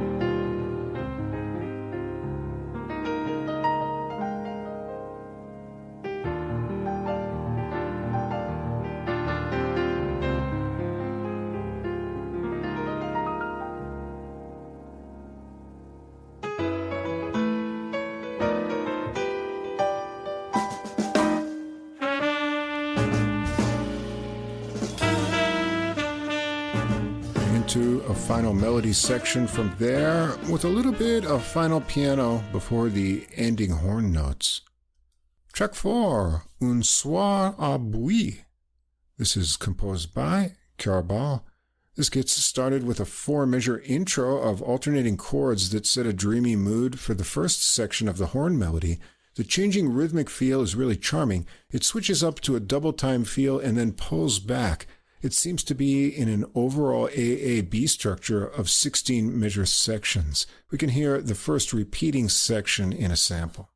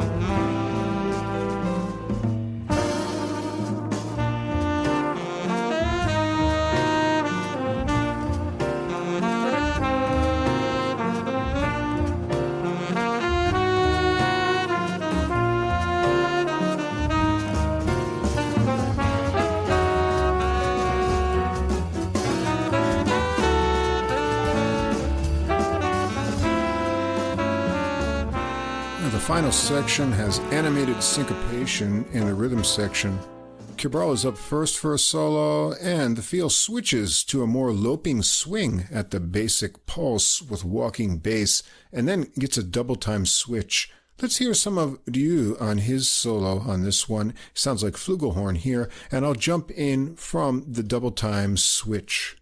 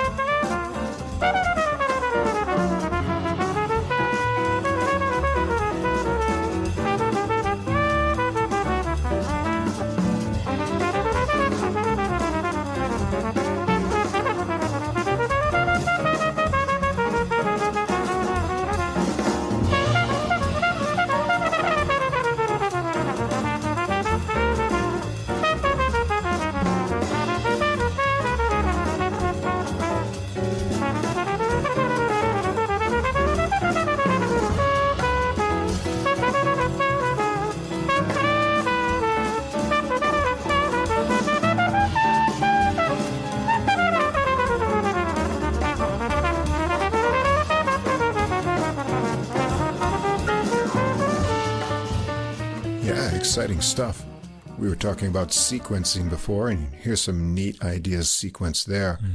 Philippe Léoger is next with a piano solo driven by percussive left-hand chords. The final syncopated melody section connects to a return to the intro idea as a vamp for getting Jordi Léoger started on a drum solo before a final time through the A sections of the melody, ending on a slowed trill that ends that section. Track 5 is also by Cabral, Ballade pour Major B. Philippe Léoger gets it started with a long solo piano opening. I'll jump in from where bass and drums join in tempo to bring in the 32-measure melody. Dieu starts it on flugelhorn and gets joined by Cabral on the second section with harmonized lines that build it gradually to a climax.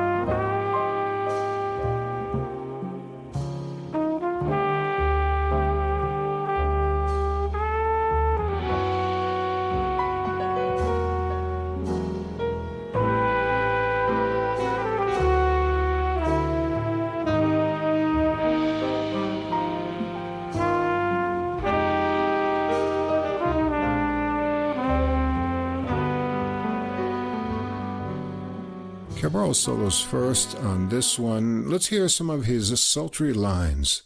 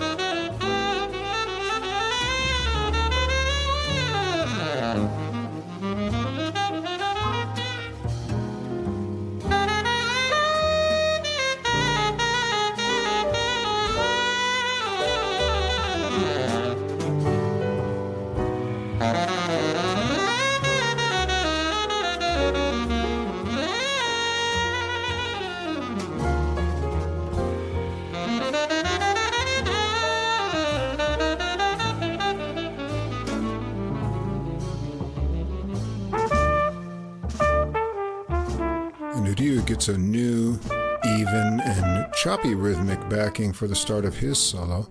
Denis Liogé gets a bass solo too, and the horns are back for a harmonized melody section to end it.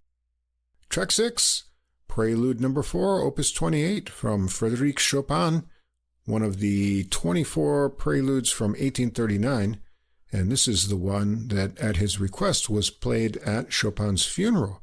It's famous for its sad, chromatic descending lines. It gets an 8-measure intro with an interval bass idea into the melody that has a samba feel and a nice pumping bass line. The horn lines weave and harmonize, taking the edge off the sadness of the original. It's a cool arrangement here.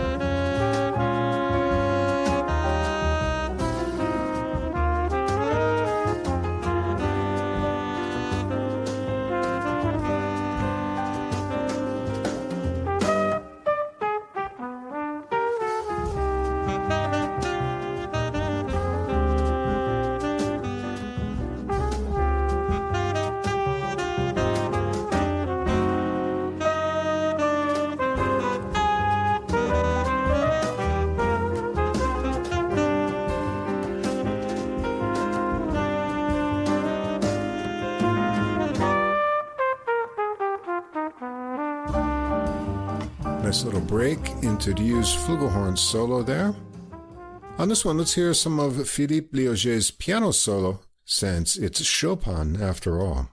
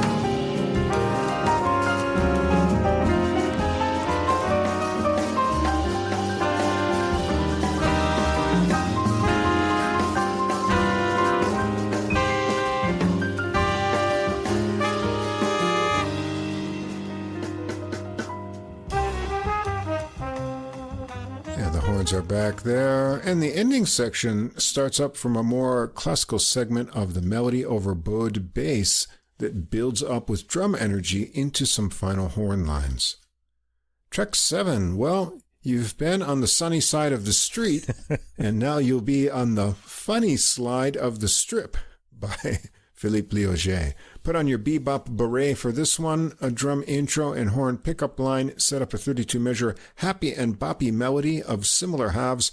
There's a break into 8 measures solo sections of trumpet and sax, and then a final 16-measure section of horns before Cabral is off soloing. Let's check it out.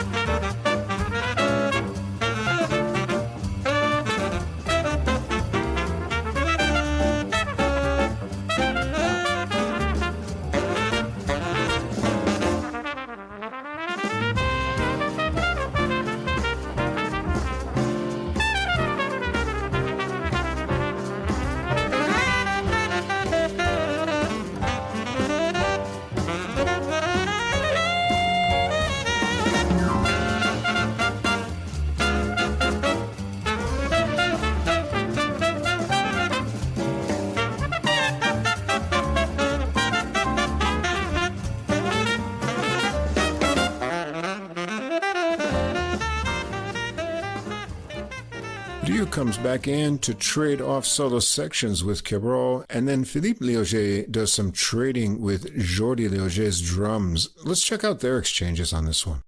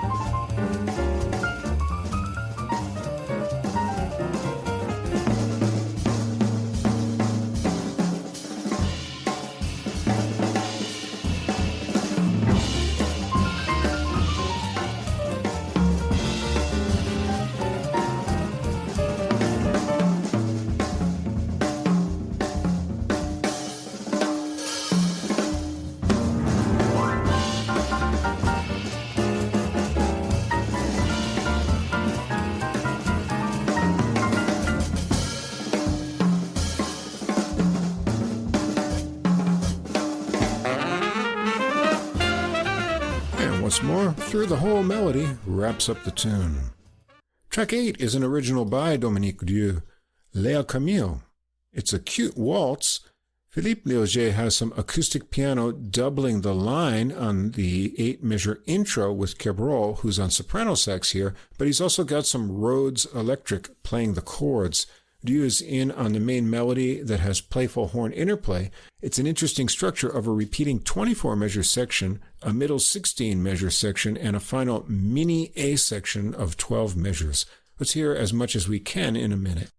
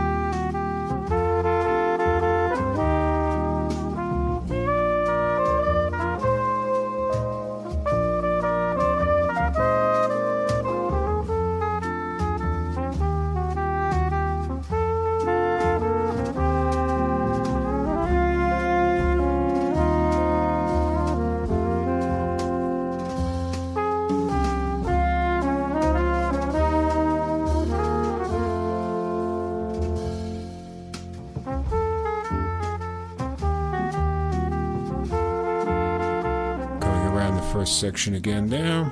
Dieu solos first, finding some bluesy possibilities. On this one, let's check out Cabrol's soprano sax solo into a little bit of the Rhodes piano from Philippe Léoger.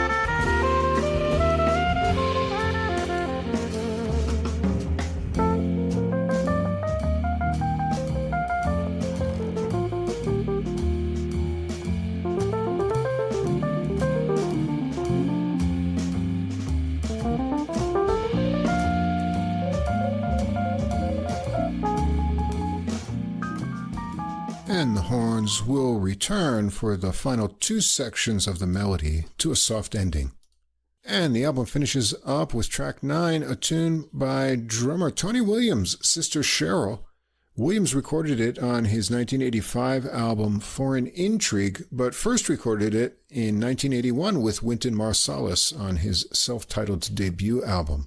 If you know the original, the bass riff catches your ear on the intro. That's in here too, but they make an extended intro with descending horn lines. Cabrol is on soprano sax here too. The tempo is quite relaxed. It's an interesting tune harmonically, getting that C9 suspended chord stuck in your head, and it has a 10-measure repeating A section. Let's hear it get started.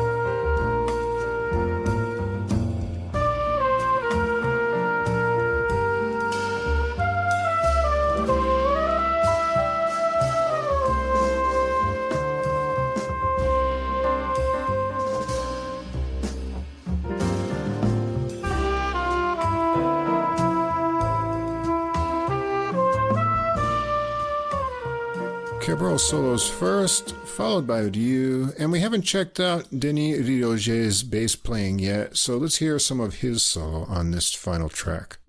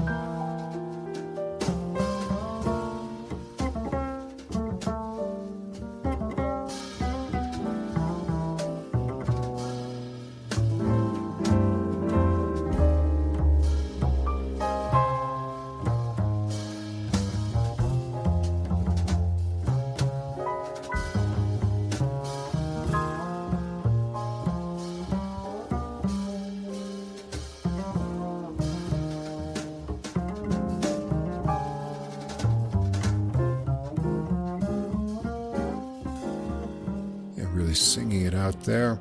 The horns will be back for another time through the melody, and then Philippe Léoger gets a piano solo, and they end it using the descending horn line from the intro. And that's the album. This will be an easy recording to enjoy for all fans of post-bop jazz. One Tony Williams tune rounds out all original compositions by the members that recall the best of 60s jazz with modal moods, Latin grooves, ballads, and a boppy burn or two. The arrangements are creative, breaking out of standard song structures, and use the two horns for creative harmonization and interplay. Dominique Rieu's trumpet playing is spot on throughout with thoughtful melodic solos at any tempo. Jean-Michel Cabrol's sax playing generates a lot of excitement in his solos. Philippe Léoger's piano playing is mature and versatile across styles, and his sons Denis and Jordi on bass and drums make a tight and energetic rhythm section. I'm sure it would be a great group to see live, but if you can't make it to France, now you've got this excellent recording to enjoy at home. Well, this would be a great reason to go to France. I mean, I'm looking for an excuse to get back there. Anyway, this album also has extended track lengths. And, so of course the soloists get a lot of room to stretch out. And I really love that on jazz records. I really want that to become like the standard again. I kind of want album side compositions to come back, like you used to have in the 60s. Cool, Anyway, one can only hope. But we have records like this now with 8 to 10 minute tracks that I really like. The soloists all take those solos in interesting ways, too. I really liked the middle 8 tempo change on Un Soir au Buis, which also figures in the solos and keeps the soloists on their toes, though it doesn't figure in all of the solos. They change up. It's really interesting. It's just kind of... You really kind of... A lot of variety, yeah. A lot of variety.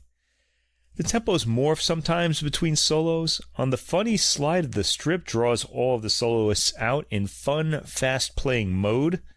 The theme itself kind of reminded me of those TV game shows with their peppy themes to liven the audience up, like, Monty Hall, like Let's Make a Deal. Dominique Rieu shows off his beautiful sense of phrasing, especially in his solo for Léa Camille. I also like the way Philippe Léoger gets some bluesy chords into his piano solos. As you might have guessed, there's a lot of detail to enjoy on this album. The compositions themselves are fine too, and recorded sound is excellent.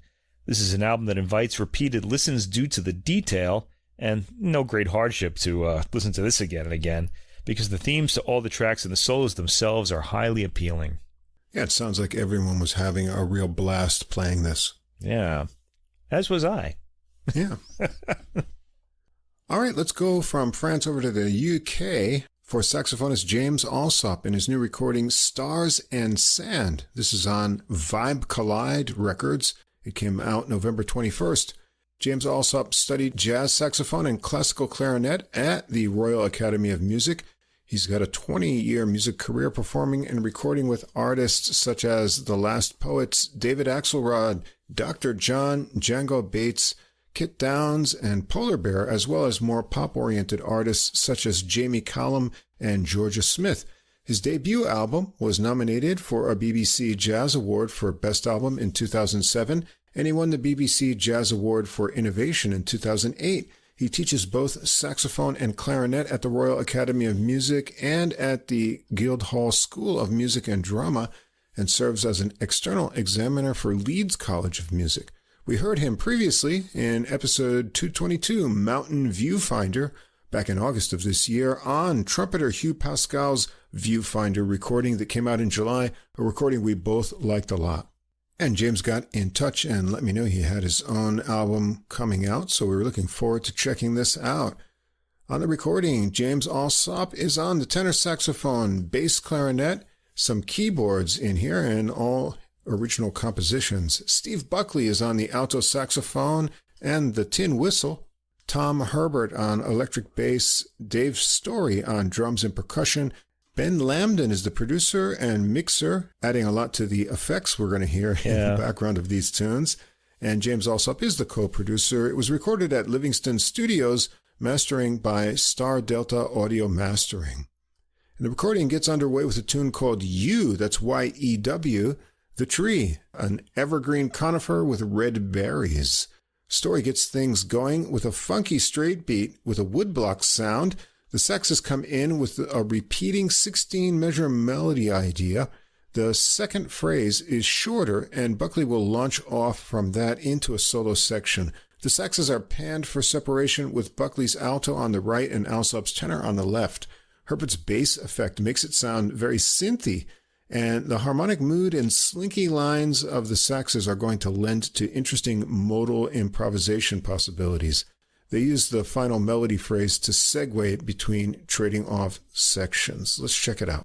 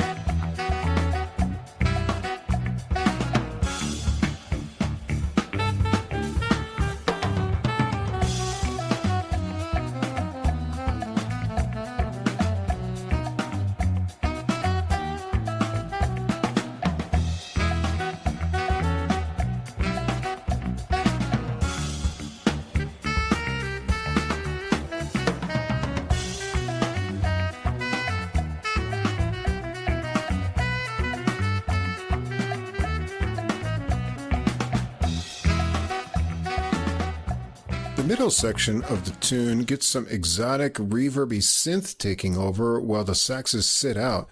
The melody line is back just once, and the ending is something else. The press release by music journalist David Stubbs says it sounds like Native American incantations, and I wouldn't disagree. I liked the gooey bass sound on this track. Pretty neat. It's kind of cool. Yeah, let's check out the end of this tune.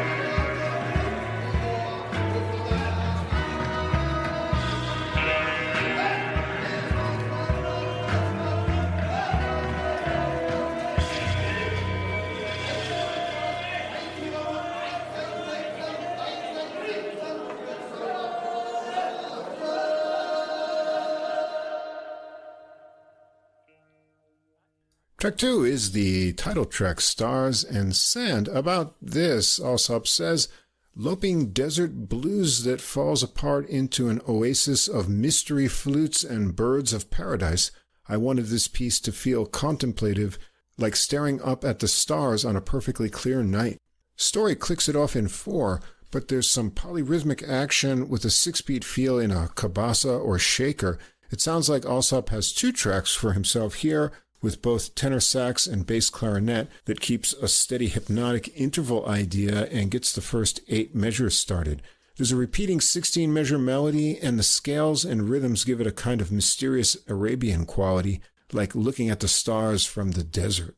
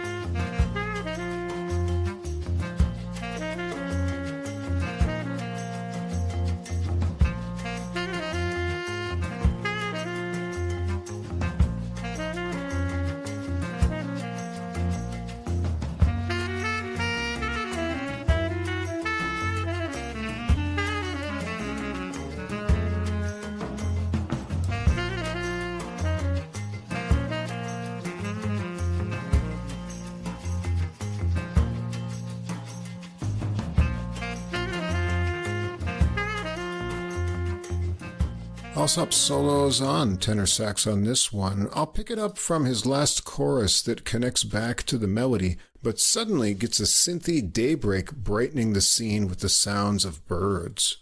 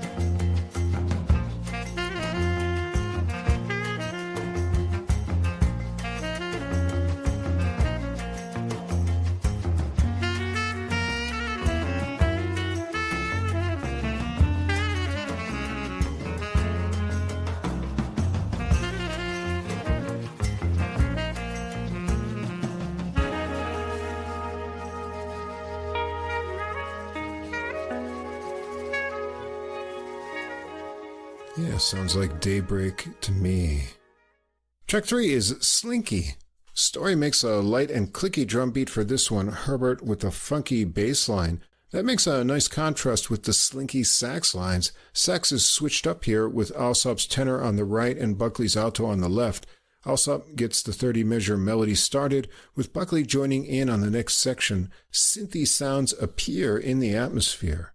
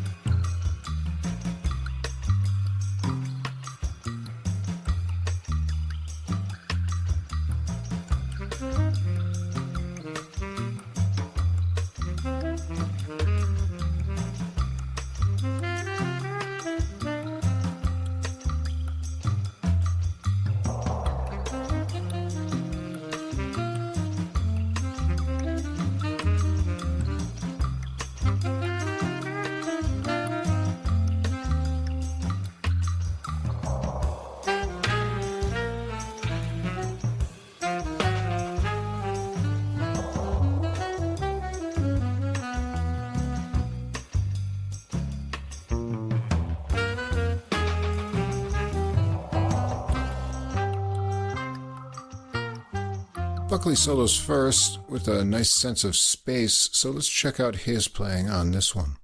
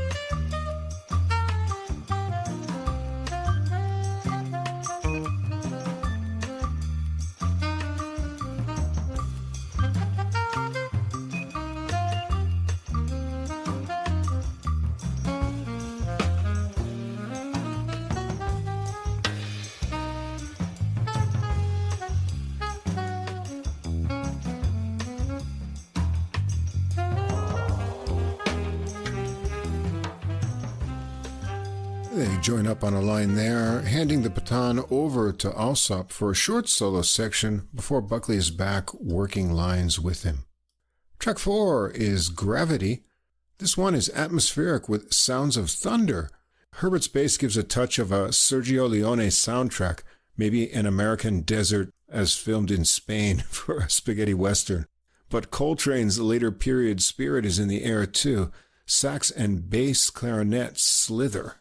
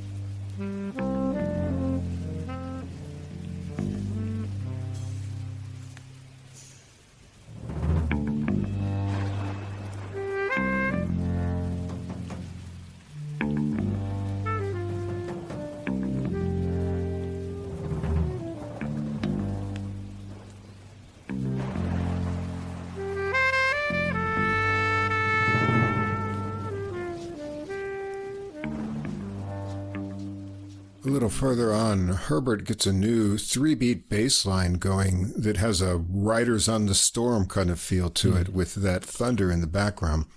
Let's come back in when Alsop has Coltrane fully channeled a bit later on.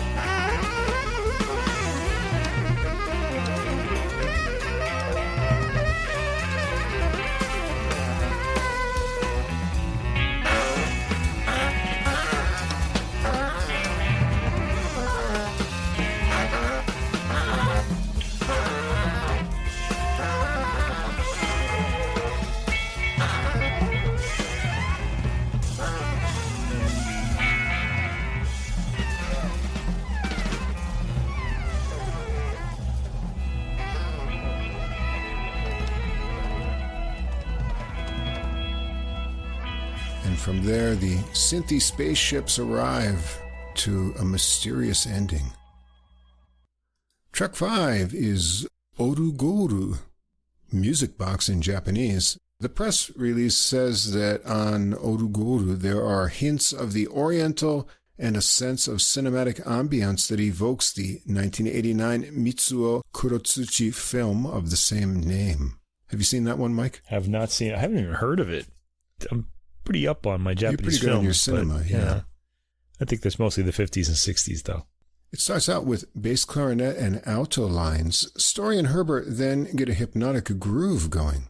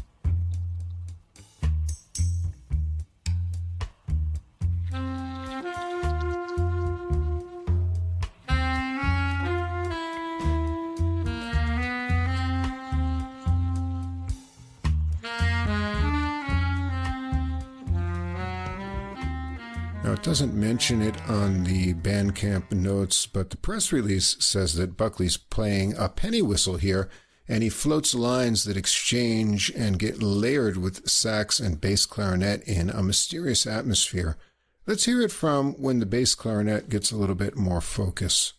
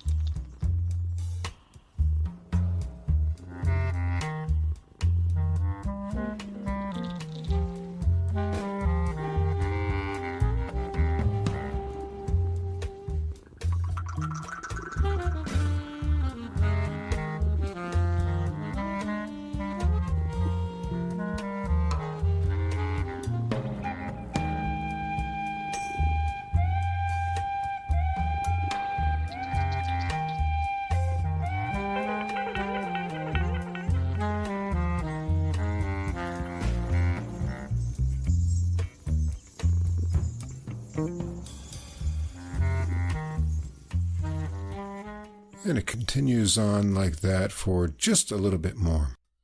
Track 6 is Tincture. Alsop's notes say, a swampy trip of a piece complete with frogs and the chirpings of night creatures. I wanted it to feel like we had got lost in a jungle that is mostly benign, but with an undercurrent of menace. A chilled-out bass and drum groove bring in tenor and alto sax with harmonized lines on a 32-measure melody. It's got a neat riff that becomes a hook. Let's hear it get going.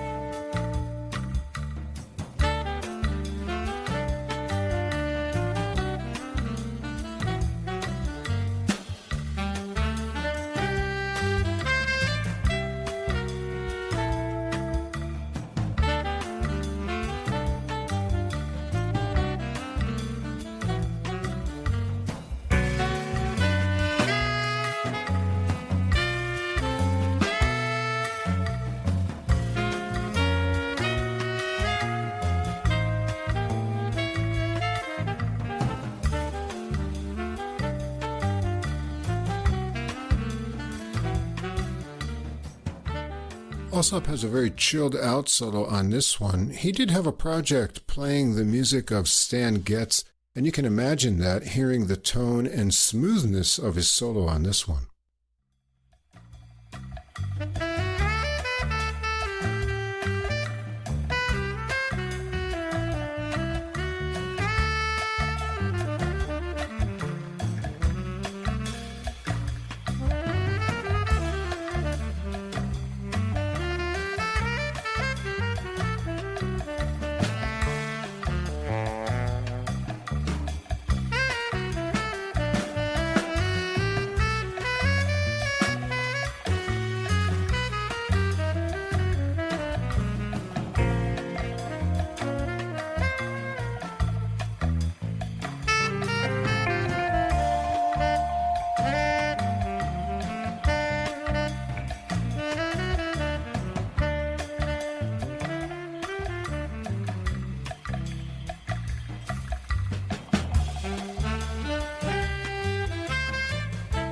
Joining back up on the melody with Buckley there, the ending goes into an alternating chord vamp from an oscillating keyboard sound with light sax lines that fade away.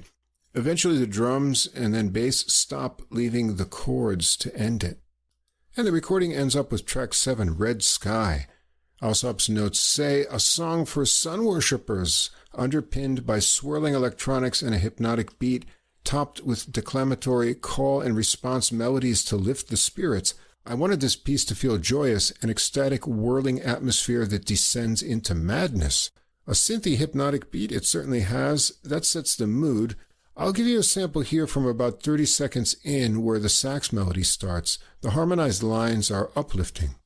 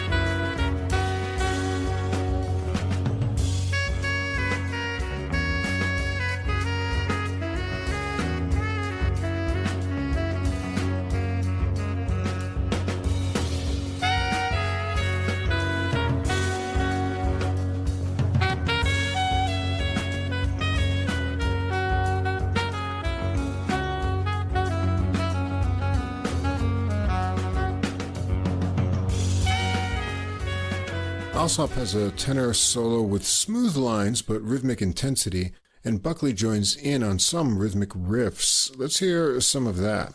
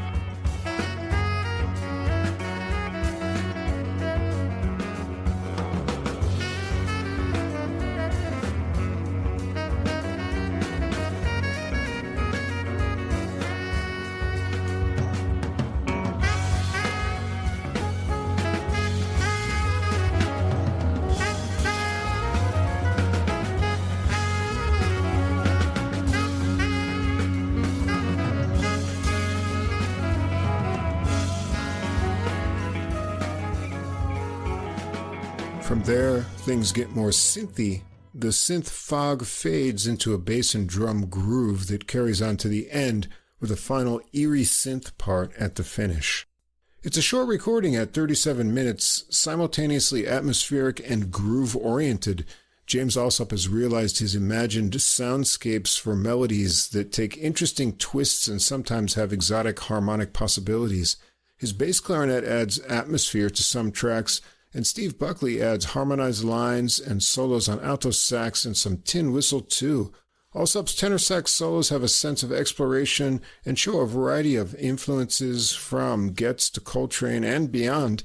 Tom Herbert's bass and Dave Story's drums make fun grooves, and the extra synth sounds and production from Ben Lambden make it all a really dreamy experience. Yeah, I dug the exotic grooves on this album. All of the tracks ride on some kind of unexpected and cool-sounding groove. They were all kind of chilled out, you know? Yeah. It made the album an easy listening from beginning to end as I sank into those grooves and felt carried along by the album. And, of course, the album gets extra points for the inclusion of the bass clarinet. As you know, Russ, we are always happy to hear that sound. Always want to hear it. And you definitely don't want to step in Tom Herbert's bass sound. You won't get your shoe back. The suction will take gooey. it right off. It's all gooey. All right. I got to say, the ambient sound, it was, I don't know. It wasn't intrusive into the music, but I personally could have done without it. It was fine, I guess, but I liked the grooves so much that I just really wanted to hear that. I liked the album. Like you said, it was short. It went by fast, and I would have liked more of those grooves to chill with. Yeah, it could maybe have like an extended take version or something. Would have been cool. Bonus edition. That would be neat. Yeah, more of that gooey bass too. I did like the production on that. There's some. That's a great sound. I wish there was more of that. When you have a groove like that, it really gets you in a kind of headspace, and you're sort of settled in. You just don't want it to stop a lot of the time. So. I felt like that myself. Yeah. All right, and one more. Let's go from the UK over to Italy now.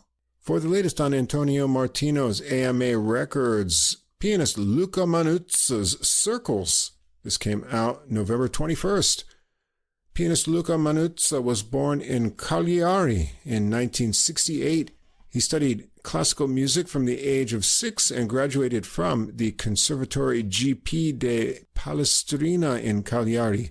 He started playing jazz in 1990, going on to play with Paolo Fresu, Emanuele Cisi, and many more. I've been listening to him for almost 20 years as a member of the great High Five Quintet with trumpeter Fabrizio Bosso, one of our favorite players, on a lot of their recordings, and of course the great Handful of Soul recording they did with Mario Biondi, and he's played at clubs and jazz events all around the world. On this recording, Luca Manuzza on the piano, Paolo Recchia on alto saxophone, Jordan Corda on the vibes, Daniele Sorrentino on bass, and Saša Mašin on drums. This was recorded at La Strada Studio in Rome in March of 2024. The producer, Saša Mašin, Smashin' production recording engineer Enrico Furzi, assistant engineers Francesco Benatti and Saša Mašin, and the mixing and mastering engineer Saša Mašin as well. The recording gets underway with the title track, Circles, Manuzza's original composition, I think Luca had 3 espressos to get ready for this recording because the circles here are harmonic cycles that he plays like a perpetual motion machine to get the tune started with solo piano. The left-hand rhythm is really interesting too, constantly pushing things forward. Let's just hear a little bit of how this gets started.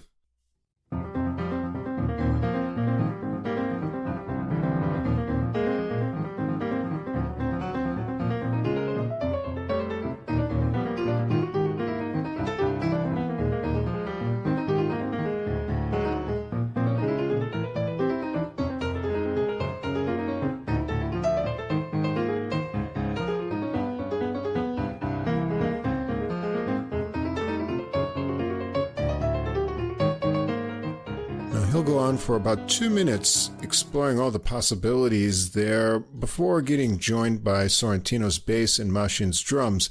When the sax and vibes join in, it's with contrasting long lines on top of the bubbling excitement below. So let's hear some of that as well.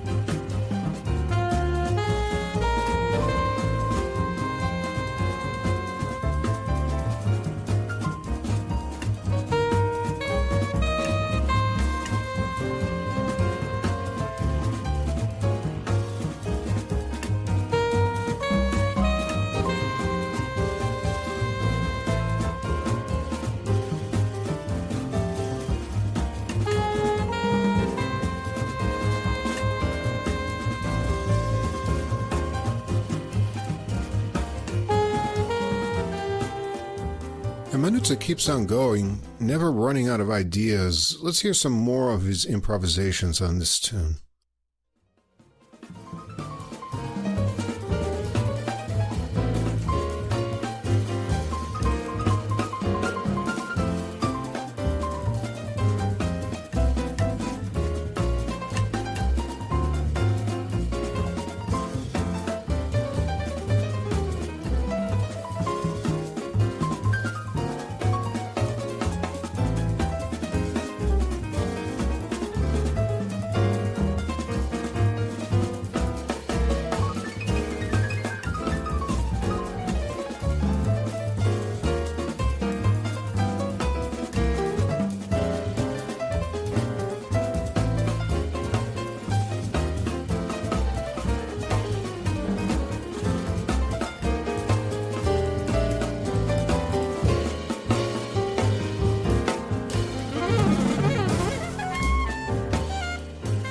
Follows with an alto sax solo of high-reaching lines as the groove shifts down to a halftime feel.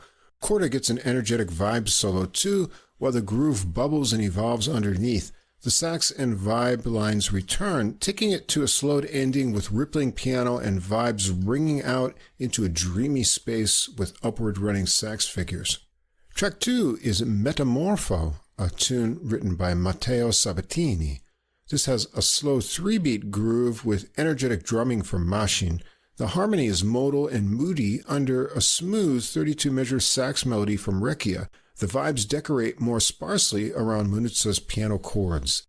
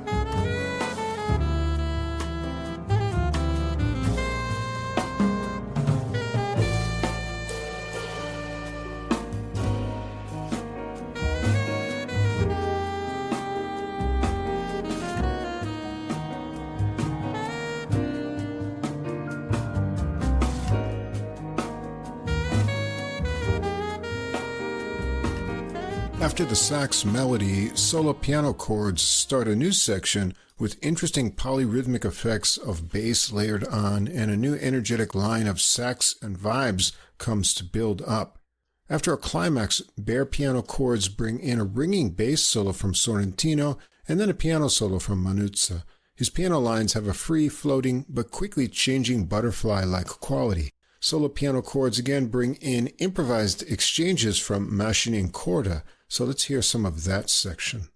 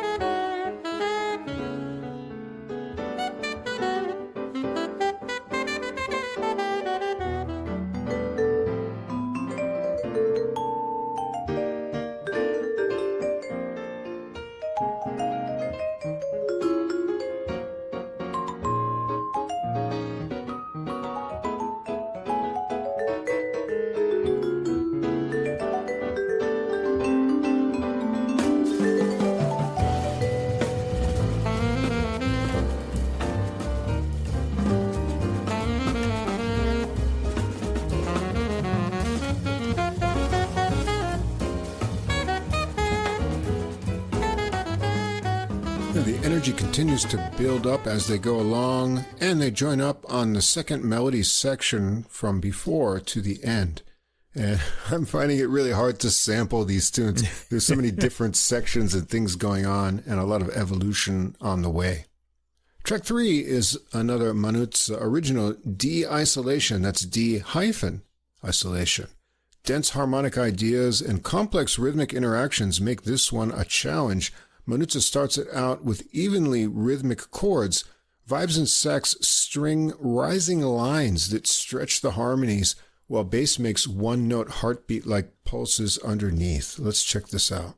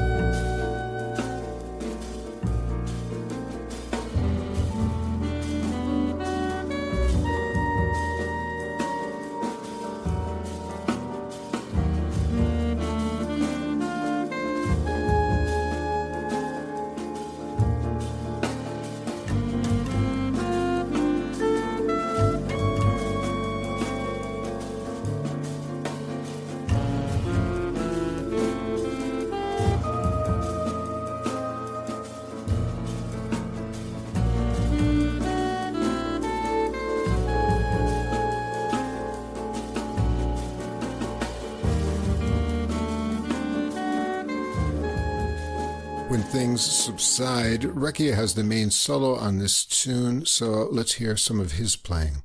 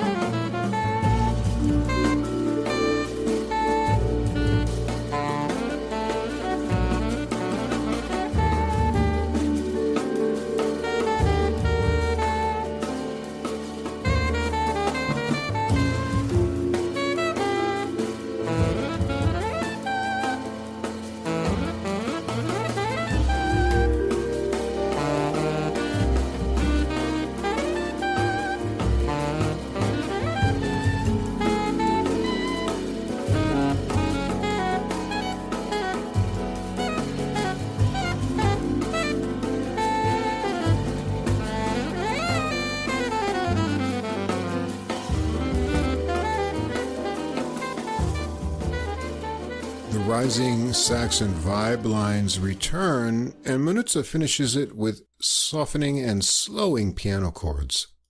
Track 4, another Tony Williams tune. How about that? 2 tunes from Tony Williams in one episode. Yeah, how about that? Black Comedy. This one is from Miles Davis's 1968 recording, Miles in the Sky. It's a quirky melody that has a contrasting rising line and a hard swinging riff figure handled here by sax and vibes together. Korda is soon off on a vibes solo.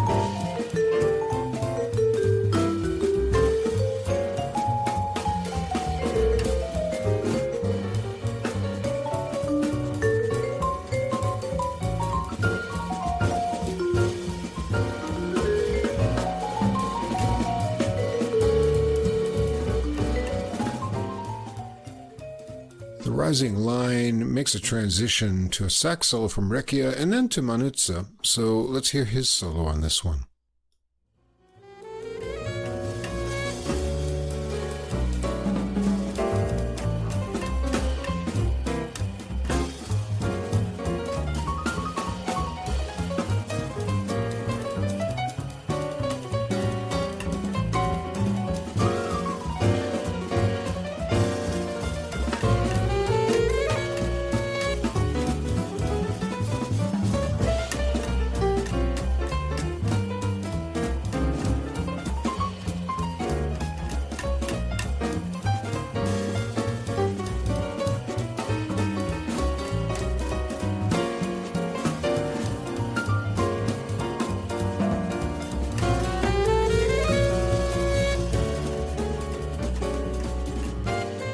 Back to the melody there, finishing up in just 3.5 minutes for the shortest tune on the recording. Track 5, Herzog, from vibraphonist Bobby Hutcherson from his 1968 album Total Eclipse. This is a cool modal tune that we've heard a few times on the podcast, on Richard Baratta's Off the Charts album, and also on Brandon Sanders' Compton's Finest with Warren Wolf on vibes. They make a new original intro idea with a repeating descending piano line into chords and lots of drum energy from Maschin. The darting melody lines are handled by sax and vibes.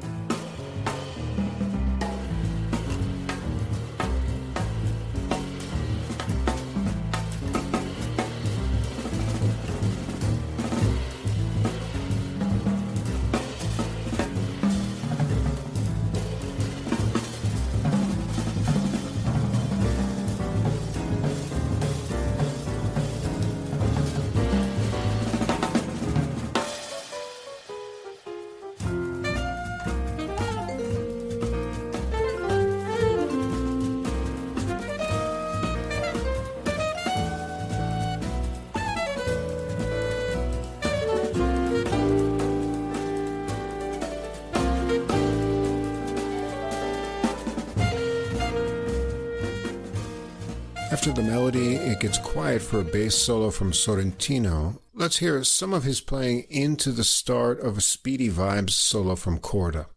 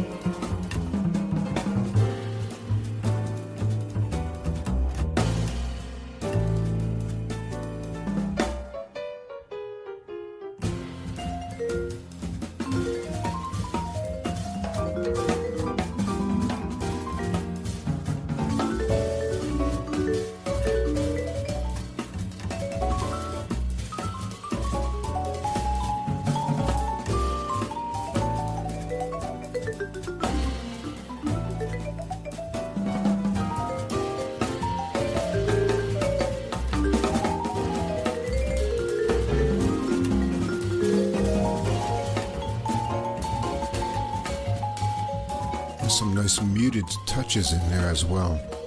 Rekia has a sax solo on this one too, and after a return to the melody, they vamp out for Maschin to get some drumming in before the sudden ending. Track 6 is a Manuzza original, December. Rubato sustained vibes and fluttery sax make a dreamy intro to this one. Let's hear it get started.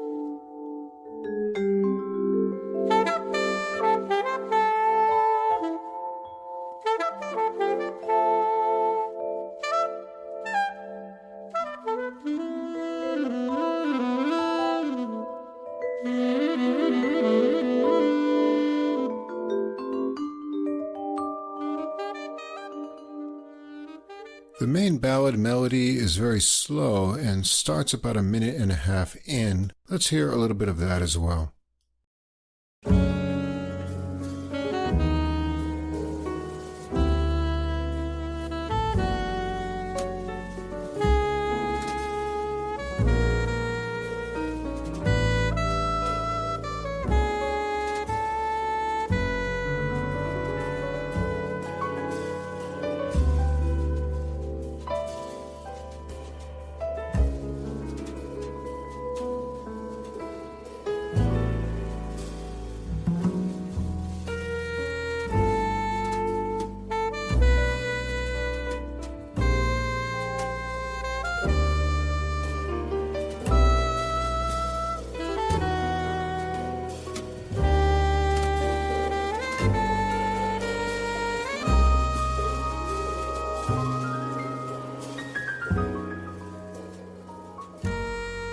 Nice waves of piano under the sax melody.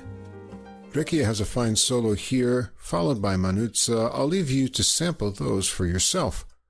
Track 7 is another Manuzza original, Vortex. This evolves in a way that will be hard to catch in samples. The opening is interesting, with lines of notes doubled in the bass and piano that also get echoing piano chords and vibes figures decorating around them. A sax and vibes melody line forms, and the rhythmic feel transforms underneath with shifting harmonies.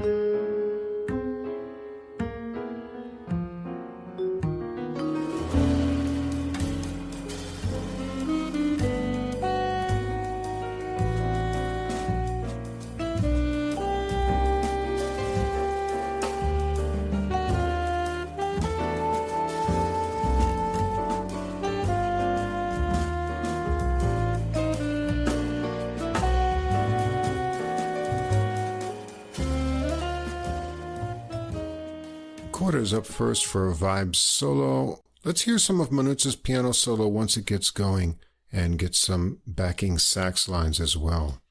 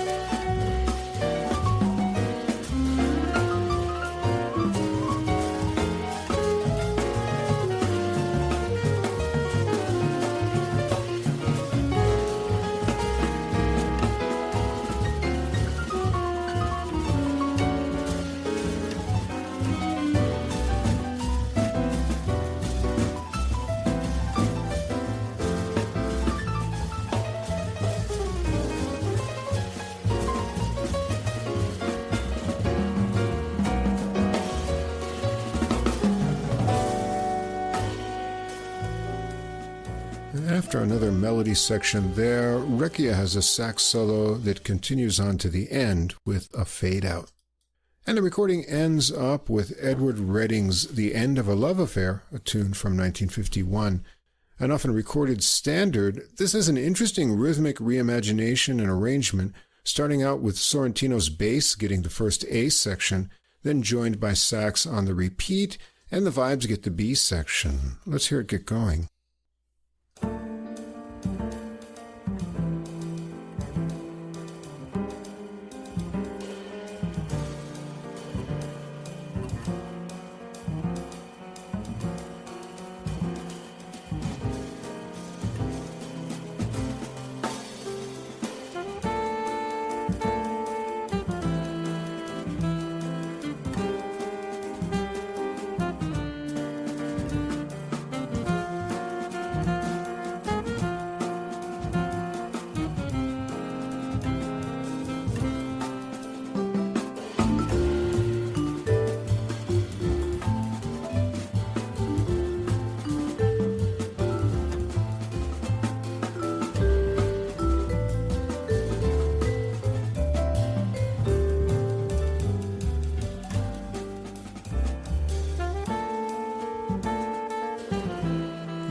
Final section there. Let's hear one final solo from Manuzza once it's really popping, being fed from Maschin's drum energy.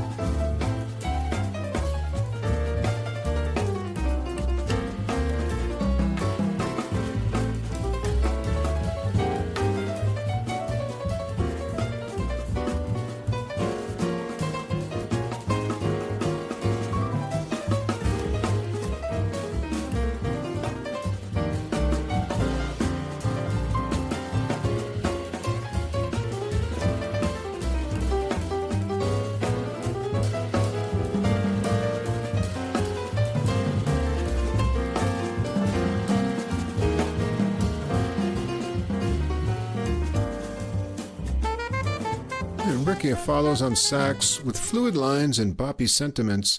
Korda has a snappy and exciting vibe solo on this one too. It relaxes back into a return of the melody with the measured bass and sax lines, and then Recchia and Korda get to let loose at the end. So let's check that out to hear the end of this recording.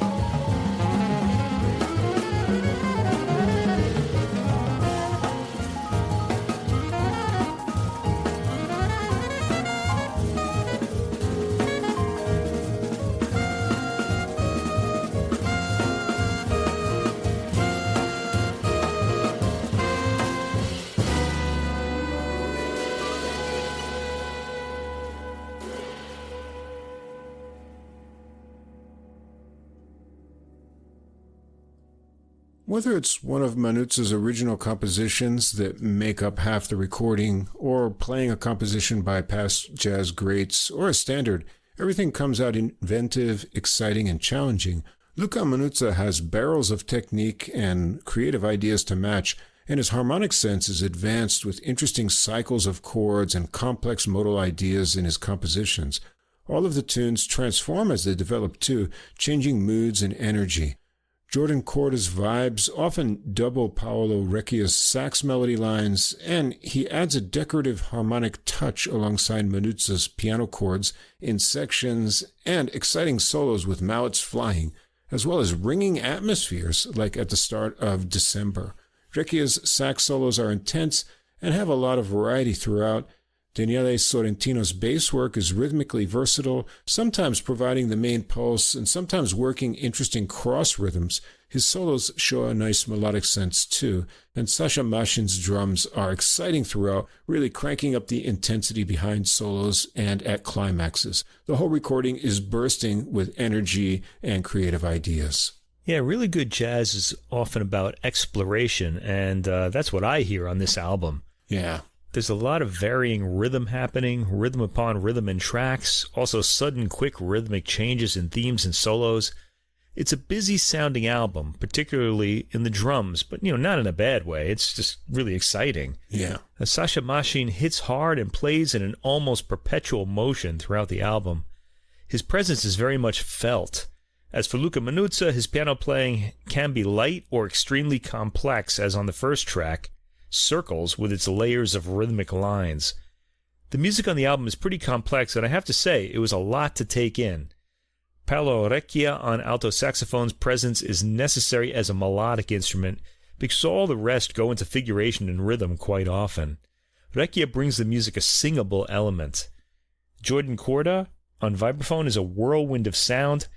He makes a lot of rhythmic changes mid-phrase that are a signature of the tracks on the album, and his sustain and timbre flood the space in an appealing way when he plays. Daniele Sorrentino's few bass solos register with presence and are melodic and appealing, with good phrasing. It's an album that'll keep you on your toes and maybe even wear you out. But the challenge here is surmountable, and the album is a rewarding listen.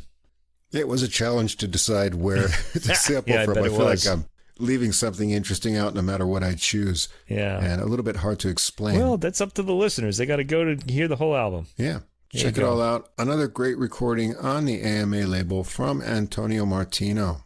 And that's it. That's going to wrap up episode 237. Thanks as always to Fast Signs of Staten Island for our glowing neon logo. And Mike, tomorrow is December 1st. Right. And that means I'm legally allowed to start listening to Christmas music. Okay. It's my own law, Okay, my Christmas music, of course, always starts on November 23rd. I've got a week head start there. Anyway, I was a little disappointed with the Christmas releases until right up to this week, a bunch of new things came out. And so I think I've put together a reasonable jazz program. Shall we leave the choices a secret, like a Christmas present, or? You could be like a secret Santa, you kind of. We could do that. But are you going to put them up this week so people can listen to them first, or? I guess I could. Well, let's just open the presents now. What do you got on the classical side? There goes Christmas. Okay, anyway, I had 3 releases early in October. I just thought right away, those are my 3. And then other decent ones came out, but nothing really kind of surpassed these for me. So I've got a lineup of, we have Charpentier's Baroque Christmas by the Monteverdi Choir. And this is conducted by Christophe Rousset. Usually they're conducted by John Elliott Gardner, but Rousset has taken over here. And they're with the English Baroque soloists as well. On the Soli Deo Gloria label, or SDG, which is their own label. Next we have something I've never heard before, so I'm kind of interested to hear this. Respighi Lauda per la Natività del Signore, and Frontini Sicilian Christmas Songs. Should be interesting. So you got some Italian stuff from the 20th century there. And then we have the Sarabanda, who we heard on those Mozarti Mambo albums. They've put out a Cuban Christmas album, and they're on the Deutsche Grammophon label now. So going to hear some more fun from the Sarabanda and Sarah Willis with her French horn. Yeah, I'm looking forward to that. So on the jazz side, we're going to start out with the Coco Chartreux Quartet, the Swedish group we heard earlier in the year, with a concept album. And they've got a concept Christmas album. It's called Lost Christmas. And I don't know the concept yet. I'm waiting for Håkon Trigger to send me the information about that, which we'll need to decipher what's going on. It's all new original music there. Yeah, and these song titles aren't really giving anything away. They're all in Swedish. Yeah, they're going to be really hard to pronounce, too. But we'll unravel the mystery. And then I usually pick releases from lesser-known artists, and you can't get any better known than this group, the Jazz at Lincoln Center Orchestra with Wynton Marsalis. This is their 3rd Christmas release, Big Band Holidays #3. And what drew me to this, though, is that it has Catherine Russell. Yeah, we haven't heard her in a while. And it has a cool arrangement of one of my favorite pop Christmas songs of all time, Donny Hathaway's This Christmas. So it'll be cool to hear that in big band format. You know, I've got the other two Wynton Marsalis Big Band Holidays albums on CD, and this one isn't out on CD. I wonder what's going on there. Interesting. And then we're going to stay with the large ensemble, and I guess the theme here is Latin music. Since you've got the Cuban Christmas, we're going to hear Salsa Navidad from the Spanish Harlem Orchestra. So we should get things really bouncing with Latin rhythms for a lively Christmas this year. Yeah, it sounds like it turned out to be a good haul, I think. Well, yeah. Looking forward to hearing these. So if you want to get listening to them during the week, as we are, they'll be up on our Deezer playlist a few hours after this episode is published. Start getting in the Christmas spirit. Think about spending all that money for the holidays for things. And get in a festive mood. Oh, I'm already there. All right, any final thoughts, Mike, before we close out tonight? Well, I'm wondering, do you think animals have, like, celebrities within their animal group? You know, like, do lions have, like, this one lion that they all admire because, like, he roars really well or something like that, and they all kind of hang around wanting to hear him roar, like the way we want to hear somebody sing? I don't know. Good question. Yeah, that's kind of something I've been thinking about this week. Because I'm like that.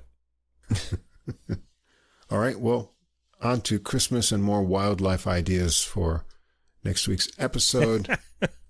That'll be 238. Wow, almost getting to 250, Mike. We're going to hit that in the new year. In the new year, coming up. Lots to look forward to.